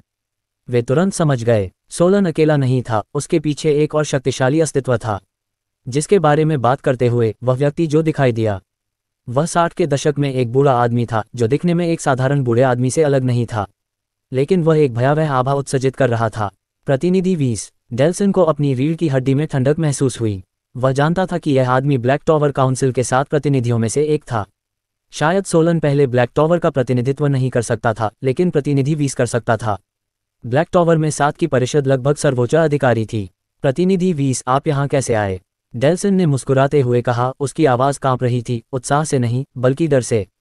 हमारा स्वर्ग ज्ञानवर्धक भाड़े का समूह ब्लैक टॉवर की आज्ञा का पालन करता है। हालांकि वे दोनों ही आर्कमेज थे, लेकिन वह सिर्फ तीसरे दर्जे का आर्कमेज था। 20 का सामना करते समय उसे कोई भरोसा नहीं था। उसका मानना था कि जब तक 20 तैयार रहेगा, वह तुरंत मर जाएगा। इसके अलावा काउंसिल ऑफ 7 के सदस्य के रूप में 20 को अपने भाड़े के सैनिकों के समूह के लिए अंतहीन परेशानी पैदा करने के लिए सिर्फ एक शब्द कहने की जरूरत थी। प्रतिनिधि 20, हम भी ब्लैक टॉवर की आज्ञा का पालन करना चाहते हैं। रॉल्फ और डीन ने एक दूसरे की तरफ देखा और फिर असहाय होकर दूसरी तरफ देखने लगे। चूंकि हेवन एनलाइटनिंग मर्सेनरी ग्रुप ने पहले ही हार मान ली थी, इसलिए ब्लैक टॉवर के खिलाफ खड़े होने का कोई मतलब नहीं था। मेरे पास इस पर बर्बाद करने के लिए समय नहीं है। सोलन, तीनों भाड़े के सैनिक समूह आपकी व्यवस्था का पालन करेंगे। ये कहने के बाद बूढ़े आदमी की छवि गायब हो गई। प्रतिनिधि की उपस्थिति ने तीनों इच्छाधारी भाड़े के सैनिकों को निराश महसूस कराया। वे सोलन मोंची को अनदेखा कर सकते थे, लेकिन वे प्रतिनिधि 20 को अनदेखा नहीं कर सकते थे। हालांकि उपनेताओं और नेता की ओकलैंड में कुछ प्रतिष्ठा थी और अनगिनत लोग उनसे दोस्ती करना चाहते थे, लेकिन वे समझ गए थे कि वे 20 के समान स्तर के नहीं थे। उन्हें धीरे धीरे लगा कि जिस अप्रतिरोध इनाम के बारे में वे सोच रहे थे, वह और अधिक भ्रामक होता जा रहा था। सोलन मोंची के मार्गदर्शन में 3 भाड़े के सैनिकों के समूह ब्लैक टॉवर के शिविर की ओर भागे। लाइन कैनियन वास्तव में खतरों से भरा था। वे जितने गहरे गए, उतने ही अधिक जादुई जानवरों का सामना किया। आधे दिन से कुछ अधिक समय में उन्हें जादुई जानवरों की 1 दर्जन से अधिक लहरों का सामना करना पड़ा। सौभाग्य से तीनों भाड़े के सैनिकों के समूहों में बहुत सारे लोग थे और उन्हें बहुत अधिक नुकसान नहीं हुआ। 3 भाड़े के सैनिकों के अस्थायी बैठक कक्ष में डेल्सन, डीन और रॉल्फ लूट को लेकर झगड़ रहे थे। इस तरह का दृश्य पहले कभी नहीं हुआ होगा। इससे पहले तीनों भाड़े के समूहों को अपनी सुरक्षा की गारंटी के लिए एक दूसरे के साथ मिलकर काम करने की जरूरत थी। ब्लैक टॉवर के प्रकट होने और उन्हें जबरन अपने अधीन करने के बाद वे अब ओडिन साम्राज्य के काम को पूरा करने में सक्षम नहीं थे, इसलिए वे उस बेहद भव्य इनाम पर भरोसा नहीं कर सकते थे। हालांकि वे अभी भी सहयोग कर रहे थे, लेकिन वे पहले की तरह एक दूसरे के इतने करीब नहीं थे। आरव मेहरा एक कोने में बैठे थे, बातचीत में हस्तक्षेप नहीं कर रहे थे, बल्कि सोच समझकर भौहें सिकोड़ रहे थे। ब्लैक टॉवर का दिखना उनकी उम्मीदों से परे था। एक प्रतिनिधि के आने से यह देखा जा सकता था कि ब्लैक टॉवर इस जगह को कितना महत्व देता है। खैर, ब्लैक टॉवर के दिखने से आरव मेहरा पूरी तरह से हैरान नहीं थे। उन वर्षों में गॉगास बैटलमेज एक सहस्राब्दी से अधिक समय तक ब्लैक टॉवर का हिस्सा रहे थे। उस सहस्राब्दी के दौरान उन्होंने ओकलैंड की सभी सेनाओं को तहस नहस कर दिया और यहाँ तक कि चोटी के क्लाउड टॉवर के पास भी ब्लैक टॉवर के सामने अपना सिर झुकाने के अलावा कोई विकल्प नहीं था। अगर 3 शताब्दियों पहले वह बड़ी आपदा न होती, तो गॉगास बैटलमेज अभी भी ब्लैक टॉवर के साथ लड़ रहे होते। अगर गॉगास राजा के बारे में कुछ सुराग पीछे छूट जाते तो इसमें कोई आश्चर्य की बात नहीं होती। लेकिन यह निश्चित रूप से आरव मेहरा के लिए अच्छी खबर नहीं थी। तुलान पर्वत श्रृंखला की स्थिति काफी जटिल थी। उनकी 5 सदस्यीय टीम और 3 भाड़े के सैनिकों के समूह एक दूसरे से लाभ उठा रहे थे, लेकिन अब ब्लैक टॉवर भी था। आर्कमेज सोलन, प्रतिनिधि वीस और ब्लैक टॉवर की जादूगर सेना। यह अचानक प्रकट होने वाली एक भयावह लाइनअप थी। उन्होंने सीधे 3 भाड़े के सैनिकों के समूहों पर दबाव डाला, और अगर वह खुद गोगास राजा के अवशेषों का पता लगाना चाहता तो यह इतना आसान नहीं होता। अगर मुझे पहले पता होता कि ऐसा होगा तो मैं पहले ही तुलान पर्वत श्रृंखला के लिए निकल जाता। हालांकि यह जोखिम भरा होता, लेकिन मुझे दूसरों के द्वारा मेरी योजनाओं को गड़बड़ाने की चिंता नहीं करनी पड़ती। लेकिन जैसे ही आरव मेहरा ने इस बारे में सोचा, उसने अपने टेंट के बाहर एक शोर सुना। सर सोलन, आप अंदर नहीं जा सकते। भाड़ में जाओ। मीटिंग रूम की रखवाली कर रहे भाड़े के सिपाही के पैरों से गिरते ही एक ठंडी आवाज गूंजी, इससे पहले कि वह मीटिंग रूम में जोर से गिरता। सोलन दृढ़ कदमों से अंदर चला गया। उसने उदास होकर चारों ओर देखा और आखिरकार आरव मेहरा को देखा। जरूर, ये वही है। जब वे उन सैकड़ों जादुई जानवरों से मिले तो उसने भाग नहीं लिया। इसके बजाय वह दूर खड़ा होकर इंतजार कर रहा था। तभी अचानक उसकी नज़र में एक जानी पहचानी छाया चमकी। उसे अचानक याद आया कि वह छाया क्यों जानी पहचानी लग रही थी। ये वास्तव में 1000 सल सिटी से राजीव मेहरा था। उसने सुना था कि राजीव मेहरा ओकलैंड आया था और उसने एक नीलामी में 37,000 स्वर्ण पदक खर्च किए थे। उस समय वह अभी पेल प्लेन से लौटा था और उसके पास ढेर सारे मुद्दे थे जिनसे वह बच नहीं सकता था। फिर वह 20 के पीछे पीछे तुलान पर्वत श्रृंखला में गया और यह जानकर हैरान रह गया कि राजीव मेहरा भी यहाँ था। वह 1000 सल सिटी में राजीव मेहरा की हरकतों के बारे में जानता था। मोंची परिवार को विनाश के कगार पर संघर्ष करना पड़ा। सोलन को उसके शिक्षक ने बहुत छोटी उम्र में ही ब्लैक टॉवर में वापस ले लिया था। 40 साल तक सोलन का मोंची परिवार से शायद ही कोई संपर्क रहा हो। वह इसके बारे में कुछ नहीं कर सकता था। जब वह पिछले साल कुछ समय में पहली बार 1000 सल सिटी लौटा तो वह मोंची परिवार की ओर नहीं बल्कि राजीव मेहरा के घर की ओर गया। उसने ब्लैक टॉवर में कई प्राचीन सामग्रियां और बहुत सारी जानकारी देखी थी और उसे एक विमान के बारे में सुराग मिले जो संभवतः राजीव मेहरा के निवास में स्थित था। वहां एक प्लेनर पथ हो सकता है जो दूसरे विमान की ओर जाता हो। एक बिल्कुल नया विमान क्या दर्शाता है, वह इसे किसी से भी बेहतर जानता था। किसी भी जादूगर के लिए वह एक सुनहरा स्वर्ग था जिसमें अनगिनत कीमती जादुई सामग्रियां थीं। जब भी कोई नया विमान दिखाई देता तो अनगिनत ताकतें उस पर हमला कर देतीं। इस प्रकार सोलन ने संकोच नहीं किया और तुरंत आगे बढ़ गया। लॉक मेहरा के जहाज के डूबने के कुछ समय बाद मोंची परिवार ने उसके संकेत का पालन किया और उस निवास के लिए लड़ाई शुरू कर दी। सोलन की नज़र में हजारों पालों वाले शहर में मोंची परिवार की शक्ति के साथ कोई कठिनाई नहीं होगी और सब कुछ आसानी से चलेगा। लेकिन यह उससे बहुत दूर था।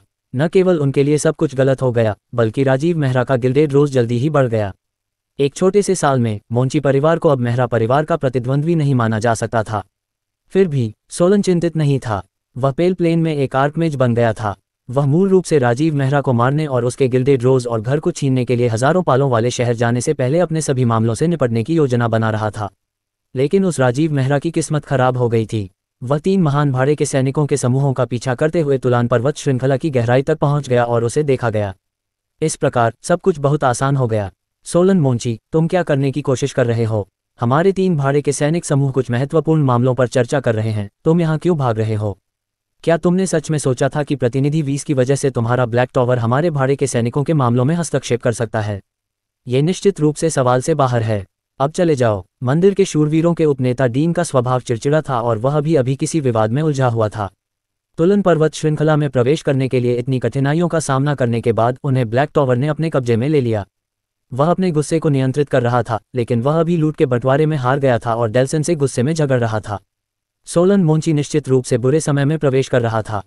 आमतौर पर वीस द्वारा डाले गए दबाव के साथ डीन अभी भी सहन कर सकता था। सोलन मोंची, तुम बहुत ज्यादा हो। डेल्सन की अभिव्यक्ति ठंडी थी और उसके स्वर में गुस्सा महसूस किया जा सकता था। वे ओकलैंड के शीर्ष 3 भाड़े के सैनिक समूह थे। भले ही वे वेस द्वारा दबाव में हों और उन्हें वेस के सामने अपना सिर झुकाना पड़े, फिर भी वे सोलन मोंची जैसे किसी व्यक्ति को कोई महत्व नहीं देंगे। रास्ते में चाहे वह डेल्सन हो या डीन या फिर रॉल्फ, वे सभी सोलन को अप्रिय तरीके से देख रहे थे। हम ब्लैक टॉवर से, प्रतिनिधि 20 से डरते हैं, लेकिन तुम खुद को क्या समझते हो सोलन? तुम अभी आर्कमेज बने हो और तुम्हें लगता है कि तुम 3 महान भाड़े के सैनिकों की बैठक में बाधा डाल सकते हो।